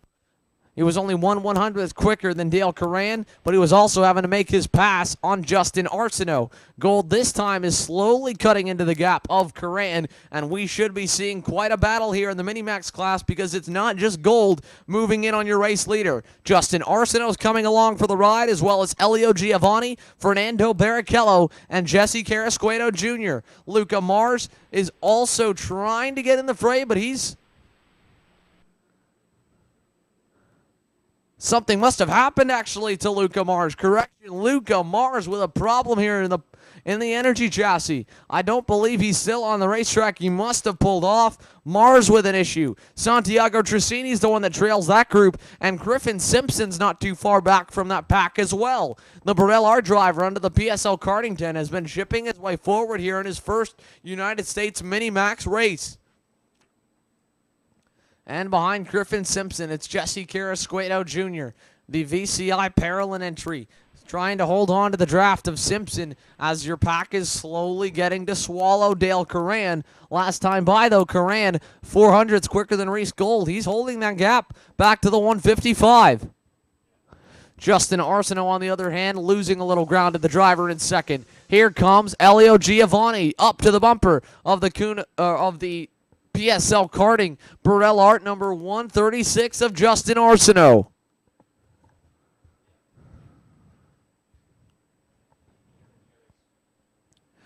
Out of turn number 4, Dale Curran last time by went purple. Another half-tenth advantage over Reese Gold. Gold still sits in second. Arsenault now having the pack really bunch up behind him. The Burrell driver trying to hold on. It is Arsenault, Giovanni, Barrichello, and then Trissini. That pack of 4, and not too far back as well looks to be Griffin Simpson. He's still just a bit off the draft of Santiago Trissini, who's trying to close the gap to Fernando Barrichello. This time by, Reese Gold may have cut a little into the gap here of Dale Curran, and he does. 51.220 for Gold, a half-tenth advantage, as it looks like Elio Giovanni's gone by Justin Arsenault in the final turn of the racetrack. Elio Giovanni moving to P3. Fernando Barrichello trying to fight, but Justin Arsenault going to give it right back to Giovanni there in turn 4. And now Elio Giovanni having to hold back Fernando Barrichello, who has Santiago Trissini right behind him as well. Justin Arsenault determined to hold on to the third spot, as he knows right now, as things stand, he has no chance of catching Reese Gold or your race leader, Dale Curran. Elio Giovanni might be a little quicker than Arsenault, but I don't know if he even has the pace to challenge the driver in second. Here comes Giovanni, this time with some more help to turn 12. He'll freight train past Justin Arsenault. Barrichello goes on by. So does Santiago Trissini. Arsenault now to the tail end of the train as Griffin Simpson pulls up to the back bumper as well. 2 laps remaining in the Mini-Max class, presented by the Mazda Road to Indy. And Dale Curran went purple last time by, 51.126 for Curran. Reese Gold second. Elio Giovanni in third. Fernando Barrichello in fourth, as Santiago Trissini has been passed by Justin Arsenault, who's now reclaimed the 5th spot. Arsenault trying to claw his way forward. He'll now need Trissini and Simpson to work together with him to catch the 2 Bennett chassis ahead. That's 3rd and 4th place, Barrichello and Giovanni. As this time by, the white flag flies for your race leader, Dale Curran. Nearly 0.3 of a second quicker than second place Reese Gold last time by. Dale Curran is moving. He's been one of the fastest drivers all week long, arguably the fastest driver all week, and now he finds himself with the ability to knock off Reese Gold's clean sweeps thus far of the heat races here in Mini-Max, presented by the Mazda Road to Indy, and snag his first career Mini-Max heat race victory in the Florida Winter Tour. Curran and Gold first and second. Battle for third. Elio Giovanni going back and forth with Fernando Barrichello as they exit turn number 9.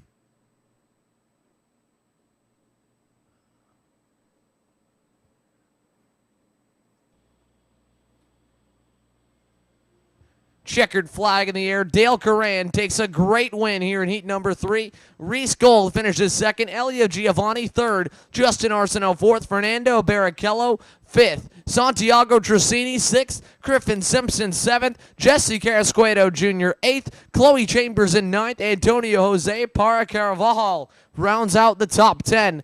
But what a drive from Dale Curran, building the lead up to 1.3 plus seconds over Reese Gold, a national contender who will still be in the hunt come tomorrow. That wraps up the action for the Mazda Road to Indy Minimax class, and 3 classes complete here out of the 7 total run groups. Micromax is up on the grid, but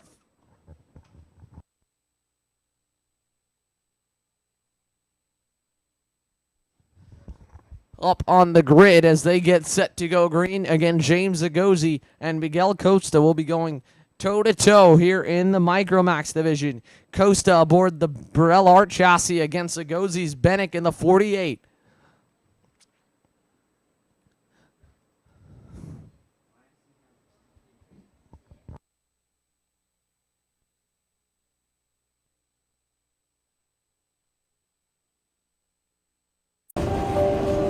I get home from work on Saturday morning about 4 to 5 a.m. On a good week, I did some prep early, and on a bad week, I'm doing it when I get to the track. Sleep is not an option. I unload, reg, driver's meeting, nap, qualify, race. It's not every weekend, but it's as many races as I can make. I used to race when I was younger, before New York and before getting married. I've always worn Bell. From bicycles to race cars, it's given me the best in safety when I've needed it the most.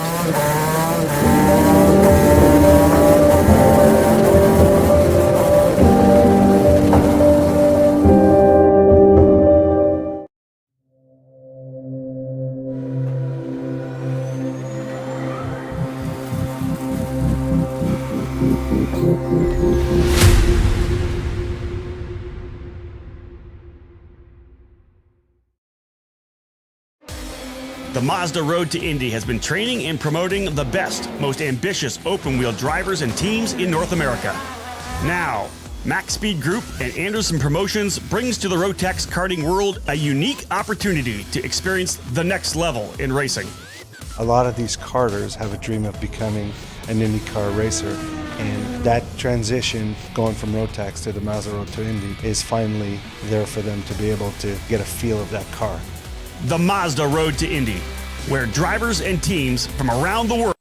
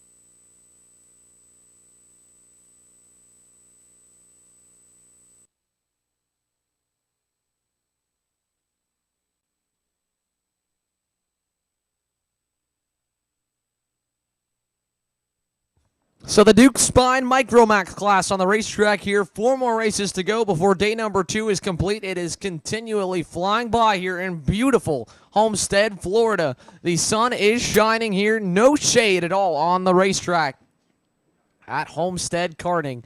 In the Duke Spine Micromax division, James Agozi, Miguel Costa make up the front row. Jeremy Fletcher was able to take the fight right to Agozi in the first heat race, but he slipped back like a rock in heat number 2. I know Fletcher, one of the most talented micro drivers, along with Agozi. He has been a front runner in the division in last year's Florida Winter Tour and what could be his last Micromax division championship bid. Jeremy Fletcher rolls off in 3rd. In 4th, It will be Emerson Fittipaldi. Emo Fittipaldi having a great qualifying run in his second full year of national competition. He is right behind Miguel Costa aboard the Formula K.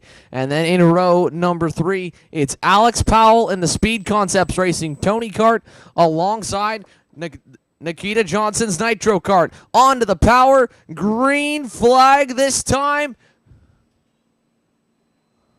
We've got it. Green flag to turns 1 and 2. Your race leader, James Agozi, gets the early lead. And behind them, Jeremy Fletcher slots to second. Miguel Costa able to hold the third right now. Alex Powell side by side with Nikita Johnson a little farther back. Powell's fallen down the order. He'll fight back for the 5th spot. A great move there from Alex Powell, going back and forth with Anderson Leonard. Nikita Johnson up into the 4th spot. So a good start for the number 7.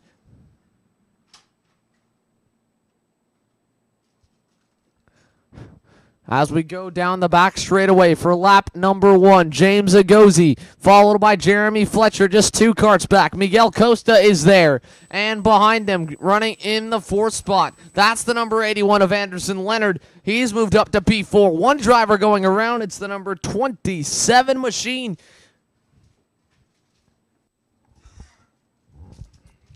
Out of the final turn, but Agozi, your race leader. Fletcher second, Costa third, Leonard in 4th, Powell 5th, Nikita Johnson in 6th off the start. Emerson Fittipaldi falls back as well. He's in 7th. Enzo Swan in 8th, Marcelo Panicci in 9th. Miles Hewitt currently rounds out in the top 10 in the comp card entry. But here in the Duke Spine Micromax class, James Agozi has been reeled back in by Jeremy Fletcher, and Miguel Costa is coming along with him. Costa, the privateer for MC Racing, making his way up to the rear bumper of the Ocala Grand Prix and Kuna USA entries. Out of the final turn of the racetrack, Fletcher runs wide. A little bobble for the 22, but it doesn't seem to hurt him. He's onto the bumper still of Agozi. A 3-kart breakaway here in the Micromax class. The next pack is led by Alex Powell in the Speed Concepts Racing Tony Kart. Anderson Leonard's Nitro Kart under the Ocala Grand Prix tent runs in 5th. Emerson Fittipaldi's Goodwood Kartways Formula K runs 6th. Nikita Johnson's AKT Racing Team Nitro Kart 7th. Enzo Swan's Tony Kart's 8th. Miles Hewitt in 9th. Marcelo Panicci at 10th. Again, that's still your running order with 2 laps complete. It's Agozi, Fletcher, and Costa, the top 3. Alex Powell pulling away from his pack as Emerson Fittipaldi also found a way by Anderson Leonard this past time. And now as we go down the backstretch, it looks like Miguel Costa's gone by Jeremy Fletcher. Miguel Costa with a great move between turns 9 and 10 takes over the 2nd spot. And now he's going to try and get Fletcher to push him down the front straightaway.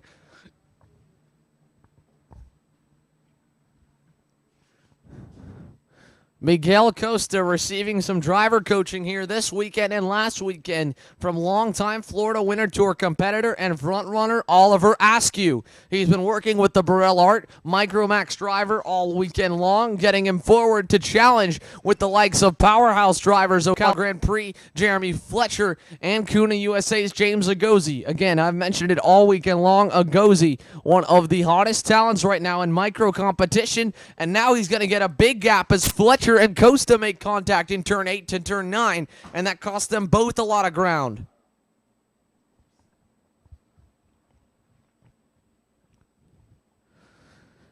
Out of the final turn, Miguel Costa able to really motor away from Fletcher there down the backstretch. Crossed flags in the air, halfway in, halfway home here for the Micromax division in an 8-lap heat race, and their day will be done. Agozi, last time by, was about 2/10 slower than Miguel Costa. Jeremy Fletcher still in the draft of the Burrell Art driver. They're starting to close the gap. Emerson Fittipaldi was also a 10th.5 quicker than your race leader Agozi. So James Agozi's advantage here in the Micromax class slowly shrinking here. And it's not just 2nd and 3rd gaining on him, but 4th and 5th as well, with Fittipaldi rebounding from not the best start. Battle for 2nd. Jeremy Fletcher goes through to P2 over Miguel Costa in the same corner section where he lost the position a few laps back. Fletcher now going to try and get Costa to push him down the backstretch.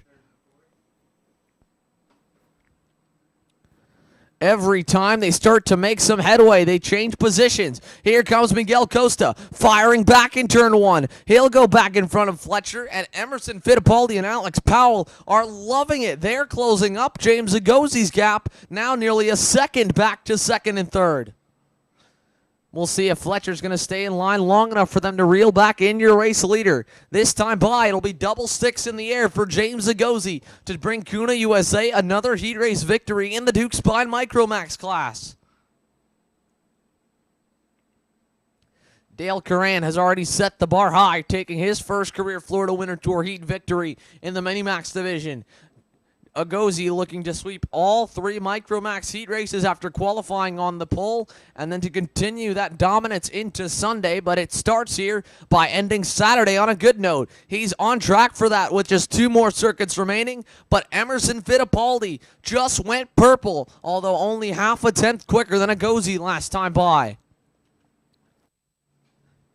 James Agosi hitting his stride here in the Kuna USA number 48. A 4-cart pack has formed now with Miguel Costa at the helm in the battle for second. Fletcher and Fittipaldi still trying to work with Costa to reel in your leader, but it's not making up much ground right now. They waited a little bit too long, and their advantage in terms of lap times has faded. James Agosi has really come on strong in the final half of this one. The Micromax class with Agosi at the helm, Costa in second, Fletcher in third, Fittipaldi fourth, Powell in fifth, and out of the final turn, 1 lap remains here in the Micromax class.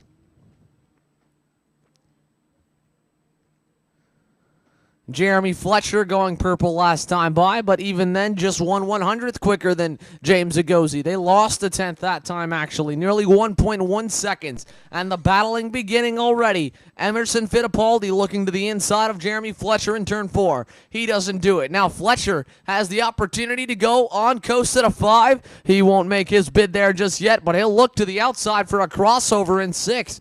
Back and forth for second. The battle on the final lap of the last heat race in the weekend for the Micromax drivers. Fletcher nearly making his move in turn 9. Still can't get it done. One more chance for Miguel Costa to try and hold on here to second, and Fletcher to bid for it. It will not happen down the backstretch. James Agosi, on the other hand, he stays perfect. He wins the 3rd Micromax heat race.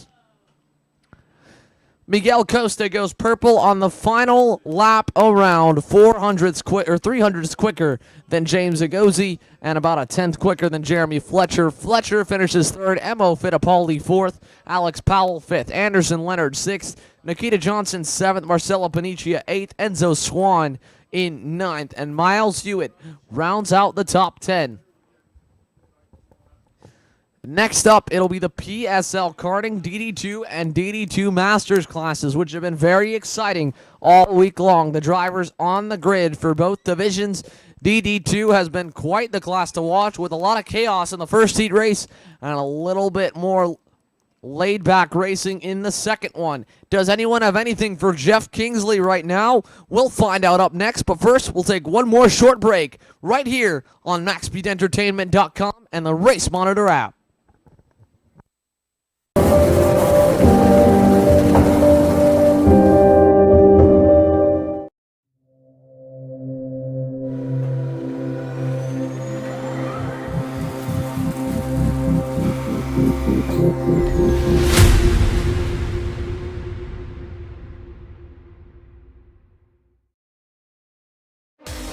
The Mazda Road to Indy has been training and promoting the best, most ambitious open-wheel drivers and teams in North America. Now, Max Speed Group and Anderson Promotions brings to the Rotax karting world a unique opportunity to experience the next level in racing. A lot of these karters have a dream of becoming an IndyCar racer, and that transition going from Rotax to the Mazda Road to Indy is finally there for them to be able to get a feel of that car. The Mazda Road to Indy, where drivers and teams from around the world come to succeed. This is where it all starts. This is where you want to be.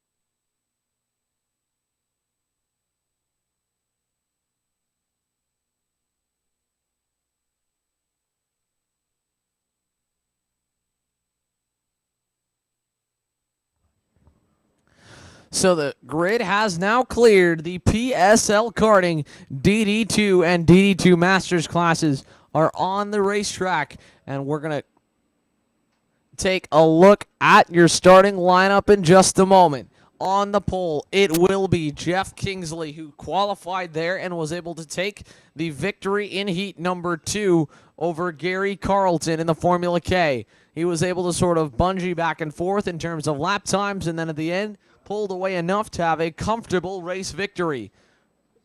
Robert Wickens got the jump in heat number 1 to take the lead, but did not get nearly as good of one in the second heat race.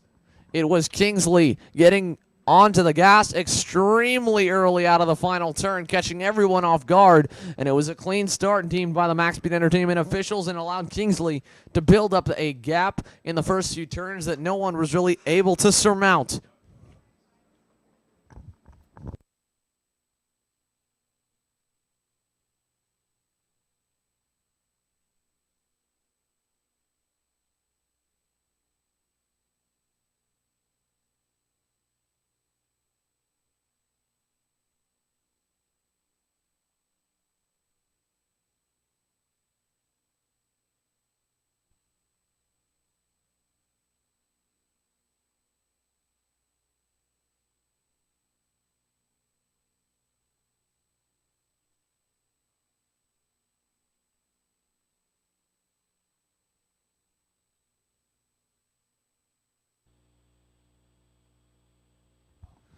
So Kingsley and Carlton, the inside row, we're still waiting on some of the field to catch up as they try to go through the tram lanes. Wickens going to pull up now alongside Kingsley. He gets it into neutral, looks to pop it forward, and they're going to get onto the gas. A problem for Jeff Kingsley. He has a little bit of an issue off the start. They're 3 wide farther back. Everyone together through turn number 1. More drivers making side-to-side contact, and it's a battle for the lead. Jeff Kingsley gets off to the lead. Robert Wickens going to dive down the inside in turn 4. He'll take over the top spot with an aggressive maneuver. Gary Carlton goes through as well. Kingsley under heavy fire. He's in third. 3 wide for fourth. Juan Manuel Correa goes through to position number 4 off the start. A great start for the Kuna USA driver. 5th is Lucas Auer. 6th, Zach Clayman DeMello, who got swallowed through the sucker hole in the middle. He's fallen down to 6th.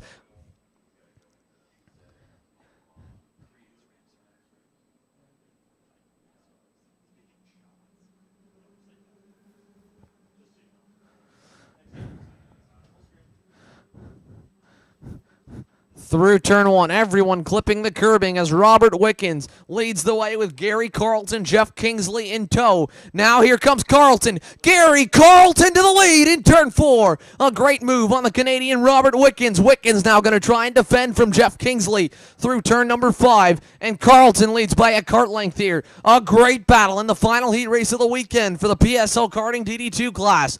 Gary Carlton, your leader. Robert Wickens in 2nd. Jeff Kingsley in 3rd. Juan Manuel Correa runs in 4th. He's pulled up to the bumper of Kingsley now. In 5th, it's Rubens Barrichello. 6th, Zachary Clayman DeMello. 7th, Ethan Simeone. 8th, Igor Molkin. 9th, Lucas Auer. 10th, Michael McCarthy. Correction, Rubens Barrichello moving up to the 4th spot. That's the driver right now on the bumper of Kingsley. Barrichello on the move. It's still an all-out brawl to turn number 4, but unable to get by Jeff Kingsley. Juan Manuel Correa trying to hold back Zach Clayman DeMello. Going to the outside lane. It's the Burrell art of Ethan Simeone. They're still being held up by Correa, and Correa just trying to hold on now as Clayman DeMello pulls up to the rear bumper.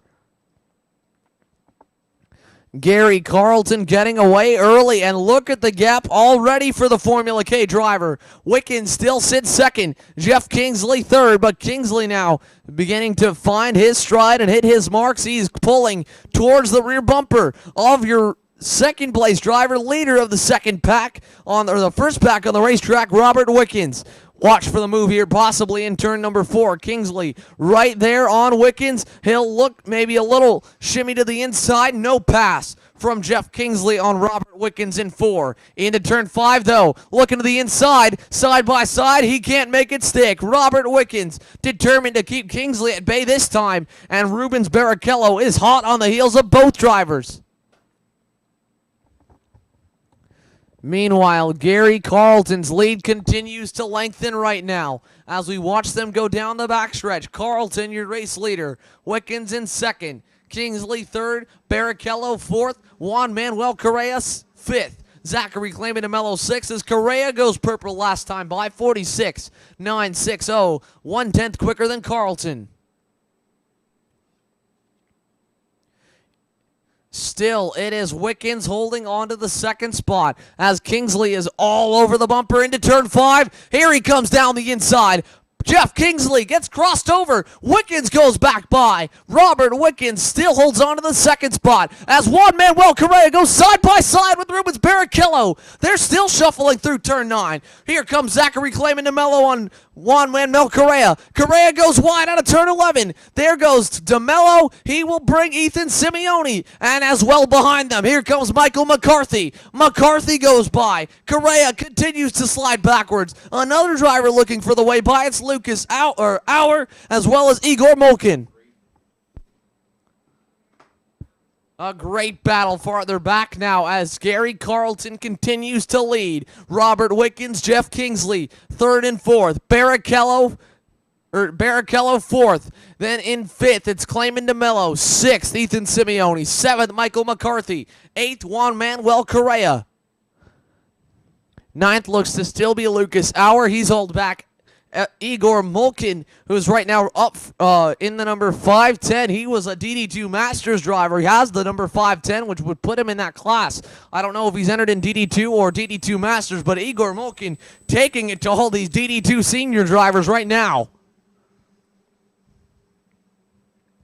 Davide Greco trails that group as well in the 11th spot, it appears, as we see Carlton last time by a 46.81 to Robert Wickens 47.0. He is 2/10 quicker than anyone else on the racetrack at the moment. Gary Carlton still pulling away here. The American Formula K factory driver, hot off a great win last weekend in the rock shifter class where he never really shined through until Sunday. He's coming in a little bit earlier this weekend to go to the front of the field. Carlton leads down the backstretch, and this time by, it's 3 laps to go as we stay focused on this battle for second.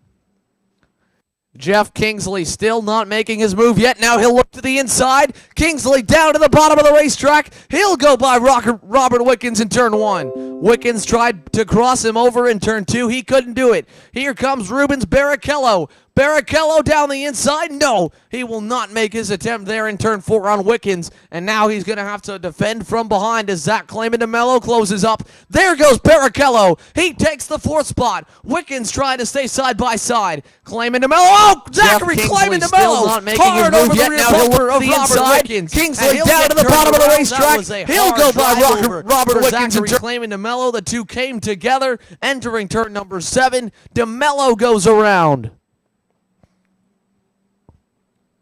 Robert Wickens appears to still be fine. He trails Barrichello running in the 4th spot. Zach Clayman DeMello's now falling outside the top 10 all the way to the tail end of your field due to the accident in the CRG. Wickens 4th, McCarthy 5th, Manuel Correa 6th, Ethan Simeone 7th, Lucas Auer 8th, Davide Greco to 9th, Igor Molkin in 10th, as we see Jeff Kingsley here showing Rubens Barrichello around Homestead karting 2nd and 3rd as Gary Carlton's lead is now built up to nearly 3 seconds over the rest of the field.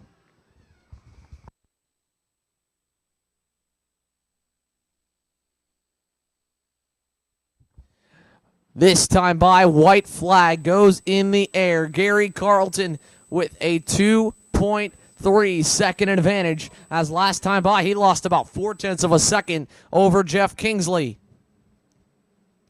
Kingsley and Barrichello, a 46.7 for both drivers, but at this point for Gary Carlton, it's just about saving the tires right now on the Formula K machine. He's got such a big gap, he can start to use it up and back up a little bit on the racetrack just to save those tires. Whereas for Jeff Kingsley and Rubens Barrichello, they need to push enough to make sure that Robert Wickens and his train cannot catch, as Michael McCarthy still runs in the 5th spot ahead of Correa, Simeone 7th, Lucas Auer 8th, but Gary Carlton rounds the final turn of the racetrack. He wins heat number 3.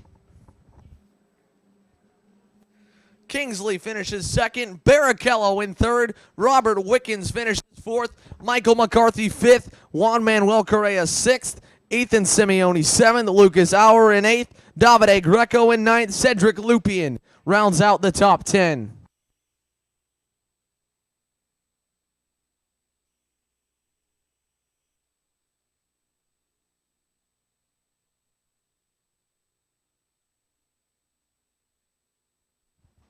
What a race. What a heartbreaking end to heat number 3 for Zachary Clayman DeMello. He will suffer a finish that puts him all the way to the tail end of the field, and that will no doubt hurt his starting spot for the pre-final tomorrow after 2 solid heat races and a heat race victory for the Canadian CRG driver for Goodwood Kartways. Meanwhile, his teammate for the weekend, the IPK karting factory driver, Gary Carlton, wins in heat number 3 after pulling away with a great move for the lead on Robert Wickens early on. We'll see if we can catch up with the American factory driver.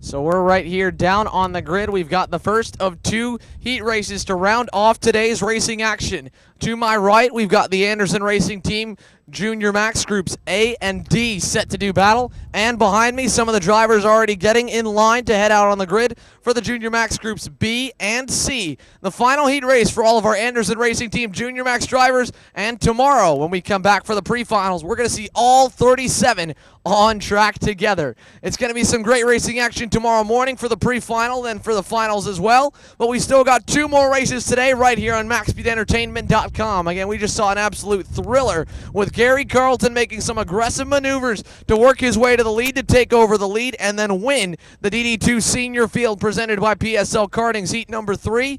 We also saw quite a bit of chaos farther back involving Robert Wickens and Zachary Clayman DeMello getting involved in an incident. As the engines begin to come to life to my right here for the Anderson Racing Team Junior Max drivers, we're about ready to go racing. The drivers making their way onto the track will pan out, show you the beautiful racetrack here at Homestead Karting as the sun is shining, a fully lit racetrack here, no cloud cover whatsoever, and a ton of rubber laid down. The Max 1 by Vega medium tires about to head to the racetrack. Anderson Racing Team Junior Max Groups A and C are up next.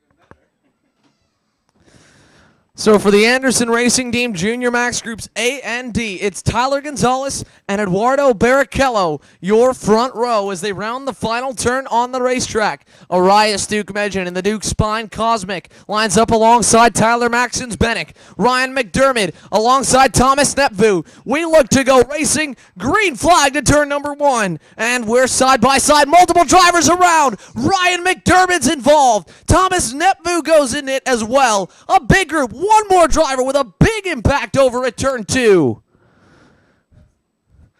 Big chaos farther back in your field. It's Tyler Gonzalez and Arias Duke Medjan leading the way. Eduardo Barrichello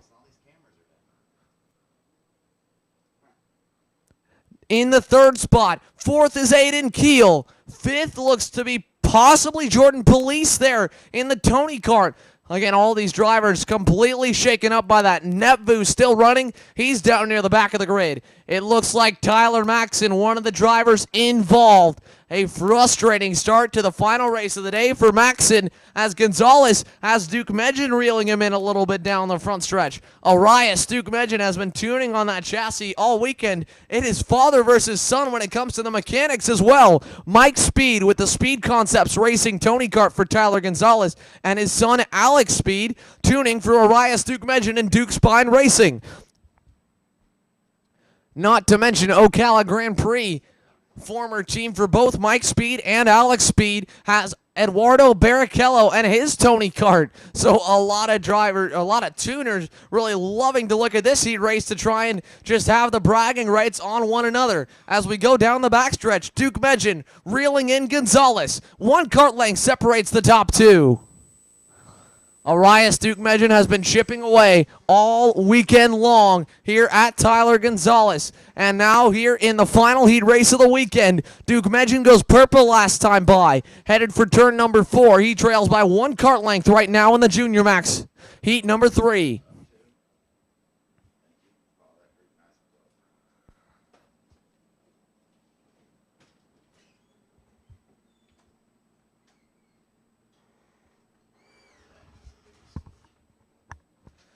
Duke Medjan all over the bumper of Tyler Gonzalez. 1 lap complete here, 2 laps this time by, and it'll be 8 laps to go in the Anderson Racing Team Junior Max Heat number 3. Groups A and D, the 1st and 4th place qualifiers. And Eduardo Barrichello running strong right now in 3rd. That's Hannah Greenemeyer that's right now in the 4th spot. She's ahead of Zachary Hollingshead in 5th. So a great start for Hollingshead and especially for Greenemeyer as well. Gonzalez the last time going purple, he pulled a half-tenth away from Duke Medjan right now as they head for turn 4.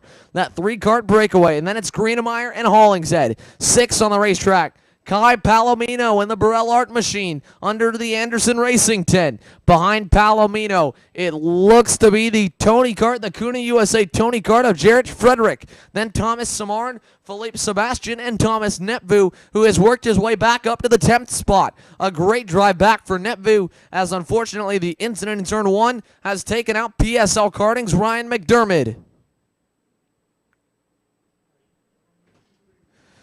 Tyler Gonzalez still leads, but Arias Duke Medjan that time cuts back a 1/4 away from Gonzalez's lead. He's still right there, but needs a tick more power to be able to challenge Gonzalez.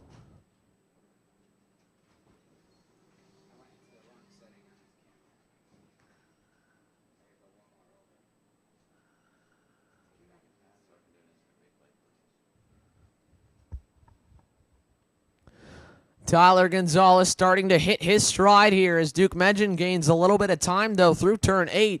We'll see if he can close that gap just more as they head down the backstretch. It's 2.5 kart lengths between 1st and 2nd.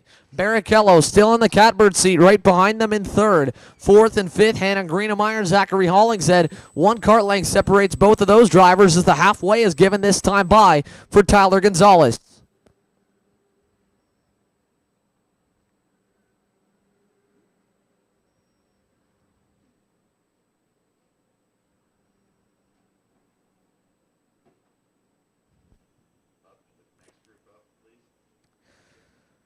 In the battle for the lead, Gonzalez last time by a quarter-tenth advantage. This time, Duke Medjin closing even a little bit more. The Duke Spine Cosmic, 1 kart length back through turns 7 and 8. And Gonzalez unable to shake him right now. Barrichello as well is right there with your leaders. He hit a lap time exactly the same as Gonzalez, coming down in the 10,000th place last time by. He might be gaining even a little bit more this time. Gonzalez leading the way, 48-44 for Gonzalez, a 49 for Duke Medjin, a 49 for Barrichello after getting a great final turn. 3 wide farther back with more drivers headed for turn number 1. Thomas Nepvu still working his way forward. The Canadian running in the 10th spot and trying to fight with Thomas Simard and Philippe Sebastian.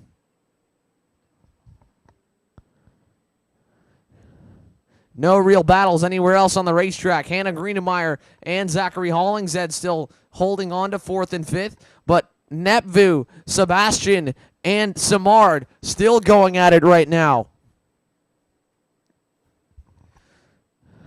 Into turn 12, still a 2 kart length advantage for Tyler Gonzalez. It hasn't really been closed or lengthened by either driver. Last time by, 300ths advantage for Arias Duke Medjin. 2.5 tenths of a second between first and second place here.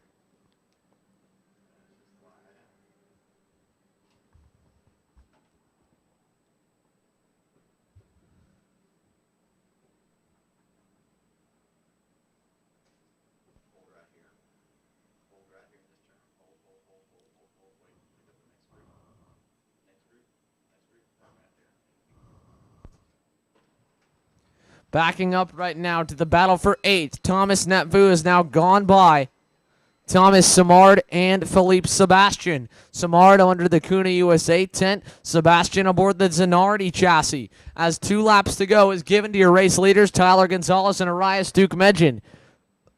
Another half-tenth advantage to Duke Medjin right now as they cross the line, still at around 2.5 tenths of a second, separating first and second place. Barrichello, on the other hand, he was 2 tenths quicker than both drivers last time by. Dudu Barrichello working his way towards Arias Duke Medjin and Tyler Gonzalez, and Duke Medjin losing a lot of ground now through 5, although he just got that car somehow with a lot of power, really hitting exactly where he needs to. It didn't look like it was a good corner from my point of view, but that was just a completely different line than Gonzalez, and in fact, he gained time out of it. Although now down the back straightaway, it's a 3-kart advantage for Tyler Gonzalez, and only 5 karts from Duke Medjin. Back to 3rd place, Eduardo Barrichello. White flag in the air here for your race leaders.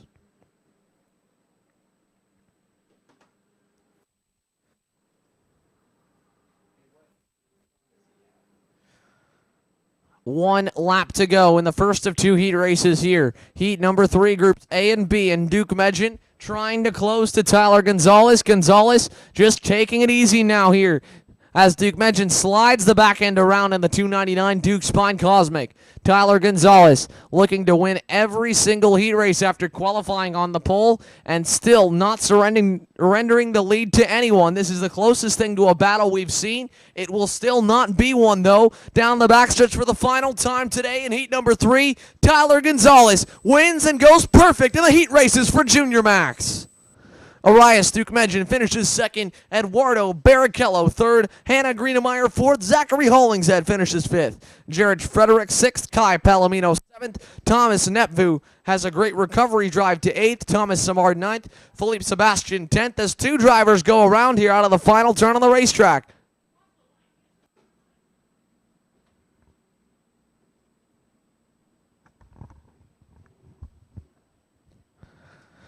Next up, it will be the Junior Max Groups B and D set to do battle here. The Anderson Racing Team Junior Max class.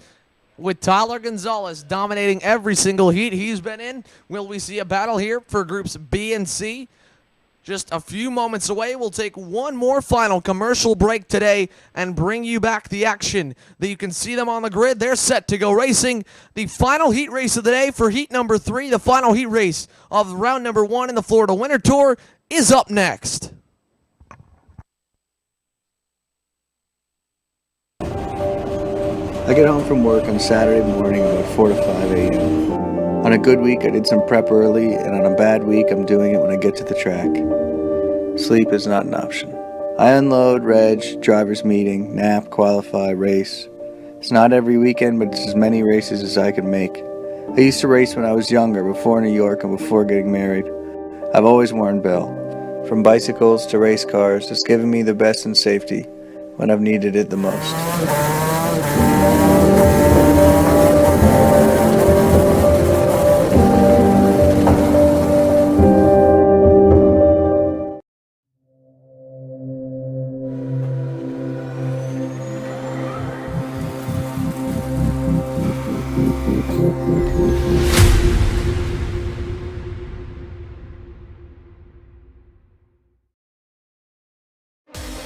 The Mazda Road to Indy has been training and promoting the best, most ambitious open-wheel drivers and teams in North America. Now, Max Speed Group and Anderson Promotions brings to the Rotax karting world a unique opportunity to experience the next level in racing. A lot of these karters have a dream of becoming an IndyCar racer, and that transition going from Rotax to the Mazda Road to Indy is finally there for them to be able to get a feel of that car. The Mazda Road to Indy, where drivers and teams from around the world come to succeed. This is where it all starts. This is where you want to be.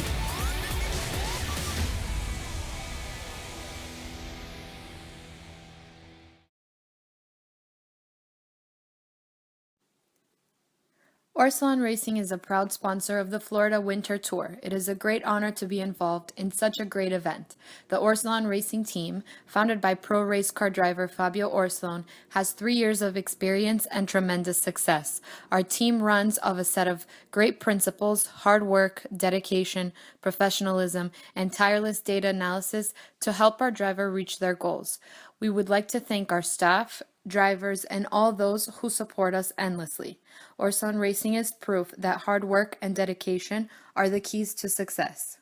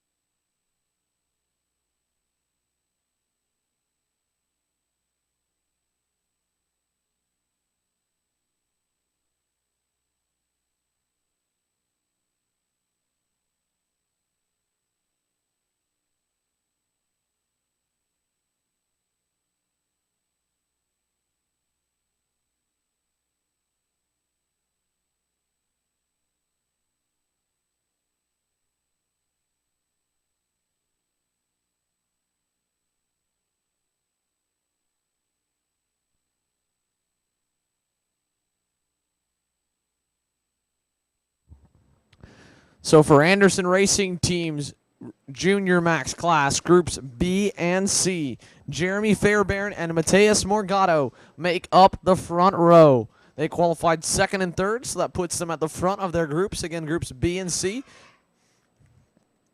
And puts them on the racetrack here at the same time.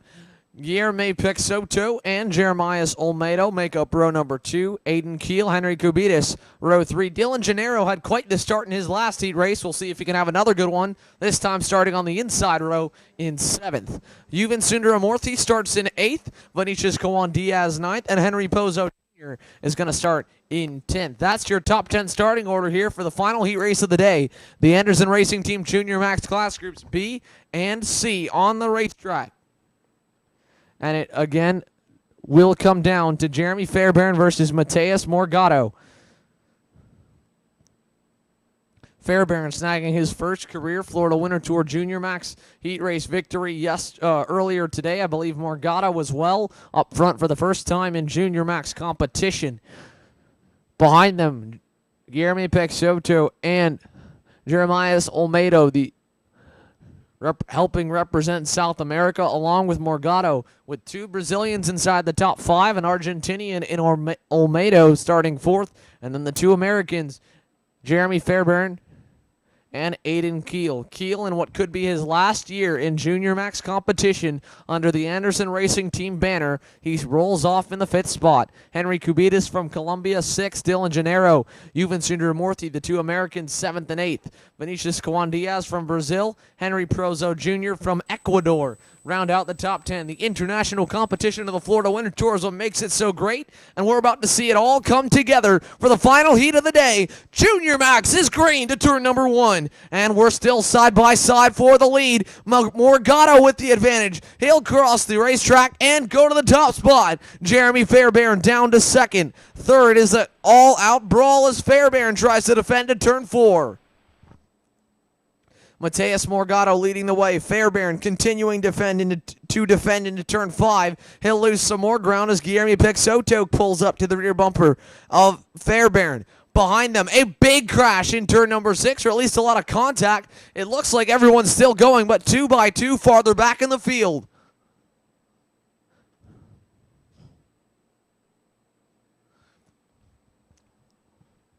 In 2nd, Jeremy Fairbairn trying to hold back Guillermo Peixoto. Peixoto now going to look to the inside of the Kuna USA Tony Kart driver. Fairbairn going to have to give way. He'll fall to 3rd. Aiden Keel with a good start. Up in the 4th spot. Henry Kubitis, 5th. Jeremiah Solmedo slipped back a little bit off the drop of the green to 6th. Dylan Gennaro, 7th. Daniel Ruiz, 8th. Henry Pozo Jr., 9th. Yuvan Sundaramurthy, 10th. Morgado leads the way. And right now, Fairbairn still fighting hard to hold on just to a position as Aiden Keel is all over the rear bumper.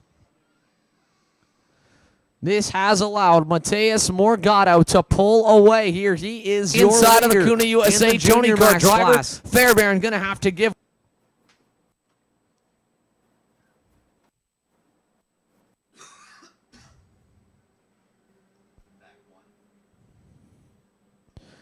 So battling 3rd, here comes Aiden Keel down the inside of Fairbairn. The backward slide continues as Fairbairn now goes down to 5th in one corner. Henry Kubitis following Keel on through, and now the 2 of them will try to work together as Fairbairn just defends a little bit into turn 4. He'll lose some ground, but gain some from behind. Battle for 6th. Dylan Gennaro along with Jeremiah Solmedo. Gennaro holds him back for the moment through turn 6.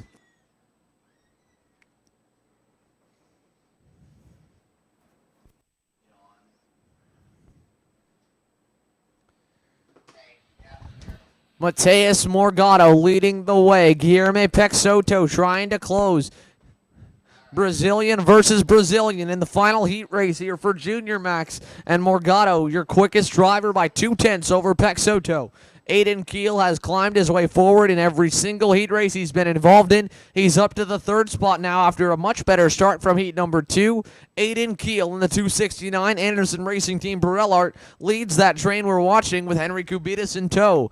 Jeremy Fairbairn now pulling up to the bumper of the CRG after getting shuffled back multiple spots off a poor start and a little bit too much defensive driving. Fairbairn pulling to the bumper of Kubitis. He should be able to challenge for that 4th place spot in just a moment. Dylan Gennaro struggling to hold on right now as that Kuna USA Tony Kart is rolling. Fairbairn looking inside in turn 12. Jeremy Fairbairn to position number 4. Henry Kubitis in 5th. Also a pass for 6 was made with Jeremiah Solmedo going by Dylan Gennaro. Gennaro tried to cross him up to turn 1, was unable to do it. Olmedo, your winner in that battle, he sits in 6th now. Gennaro down to 7th. So again, it's Mateus Morgado, Guillermo Peixoto, Aiden Keel, Jeremy Fairbairn, Henry Kubitis, Jeremiah Solmedo, Dylan Gennaro, Daniel Ruiz, Yuvan Sundaramurthy, and Harry Colton. In just a moment. Your top 10 as Colton moves his way forward in the Barellart. Dylan Gennaro struggling to hold on at the replay right now here down the backstretch is rolling. That change Fairbairn looking inside in turn 12. Jeremy Fairbairn to position number 4. And Olmedo make their way forward. And a great job holding Gennaro back by Jeremiah Solmedo to turn 1. So now Jeremy Fairbairn sets his sights on Aiden Keel as Mateus Morgado continues to pull away a 48.409, at least 1/10 of a second quicker than any driver near him right now. The next quickest appears to be Jeremiah Solmedo, the Argentinian, having a solid run in 6th and is now looking to challenge the Colombian of Henry Cubides.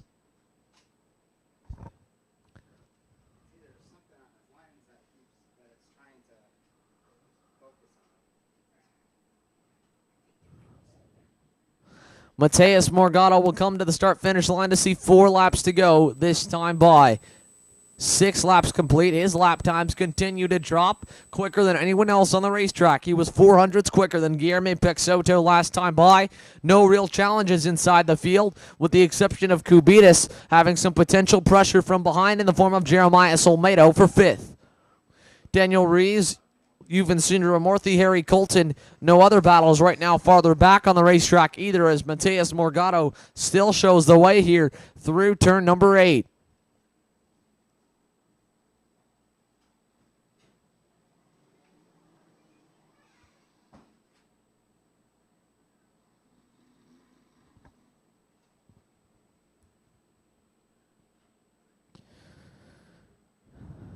Down the front stretch, 3 laps to go for Mateus Morgado. Again, another fast lap. Every single lap by for the past 5 laps or so, Mateus Morgado has improved and beaten his personal best, which is also right now the best overall in the race. This time by 2 laps to go for Morgado, which means 2.5 laps remaining as he makes his way through turn 5.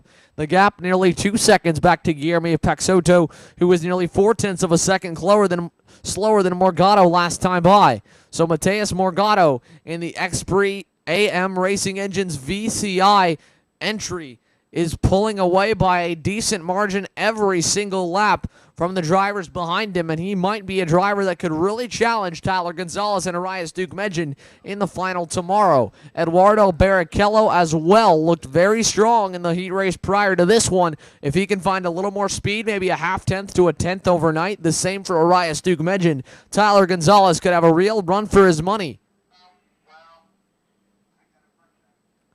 Jeremy Fairbairn last time by went purple 48.042. He should have a shot at catching Aiden Keel before this is all said and done, and that may be the last chance at a battle, as it looks like Jeremiah Solmedo is somewhat stalled out behind Henry Cubides.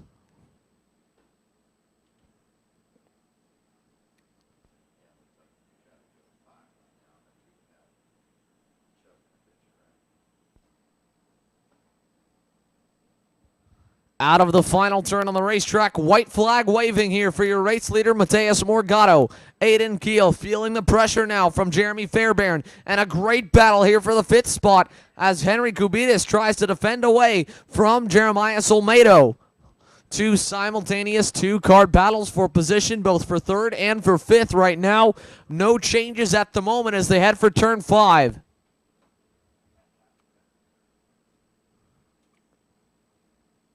Aiden Keel still holding back Jeremy Fairbairn. They both were reeling in Guillermo Peixoto, who's fallen off severely in the final last couple of laps. Henry Cubides now going to lose the 5th spot. He'll get knocked wide by Jeremiah Solmedo. But your race leader, after a dominating run here in heat number 3, Mateus Morgado wins in Junior Max.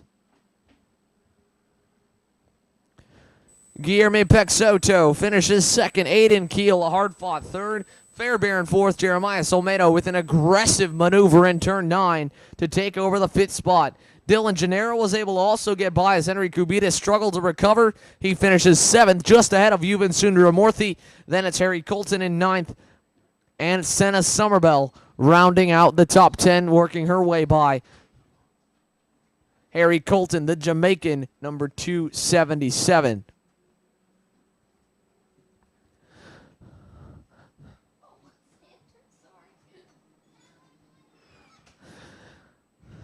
Again, that wraps up today's coverage thus far here of the 2017 VCI, powered by AM Engines Florida Winter Tour, presented by Fixie Wheels. As we get set to wrap up, the Max Speed Entertainment thank you party will be coming in just a moment.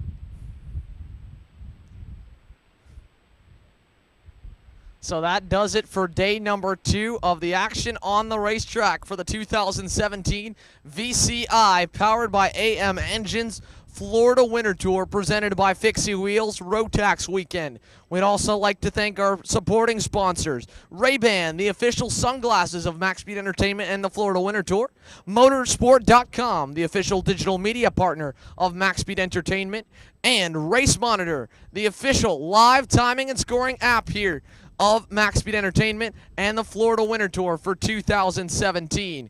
Again, we've got one more day of racing action here with you live on MaxSpeedEntertainment.com and through the Race Monitor app for the last day of round number 1 in the Florida Winter Tour. We've got the Rotax weekend just about wrapped up, and then we'll come back in Palm Beach. But again, one more day kicks off with pre-finals tomorrow, followed by opening ceremonies and main events. For everyone here at Max Speed Entertainment, my name is Xander Clements, and I'll see you tomorrow morning.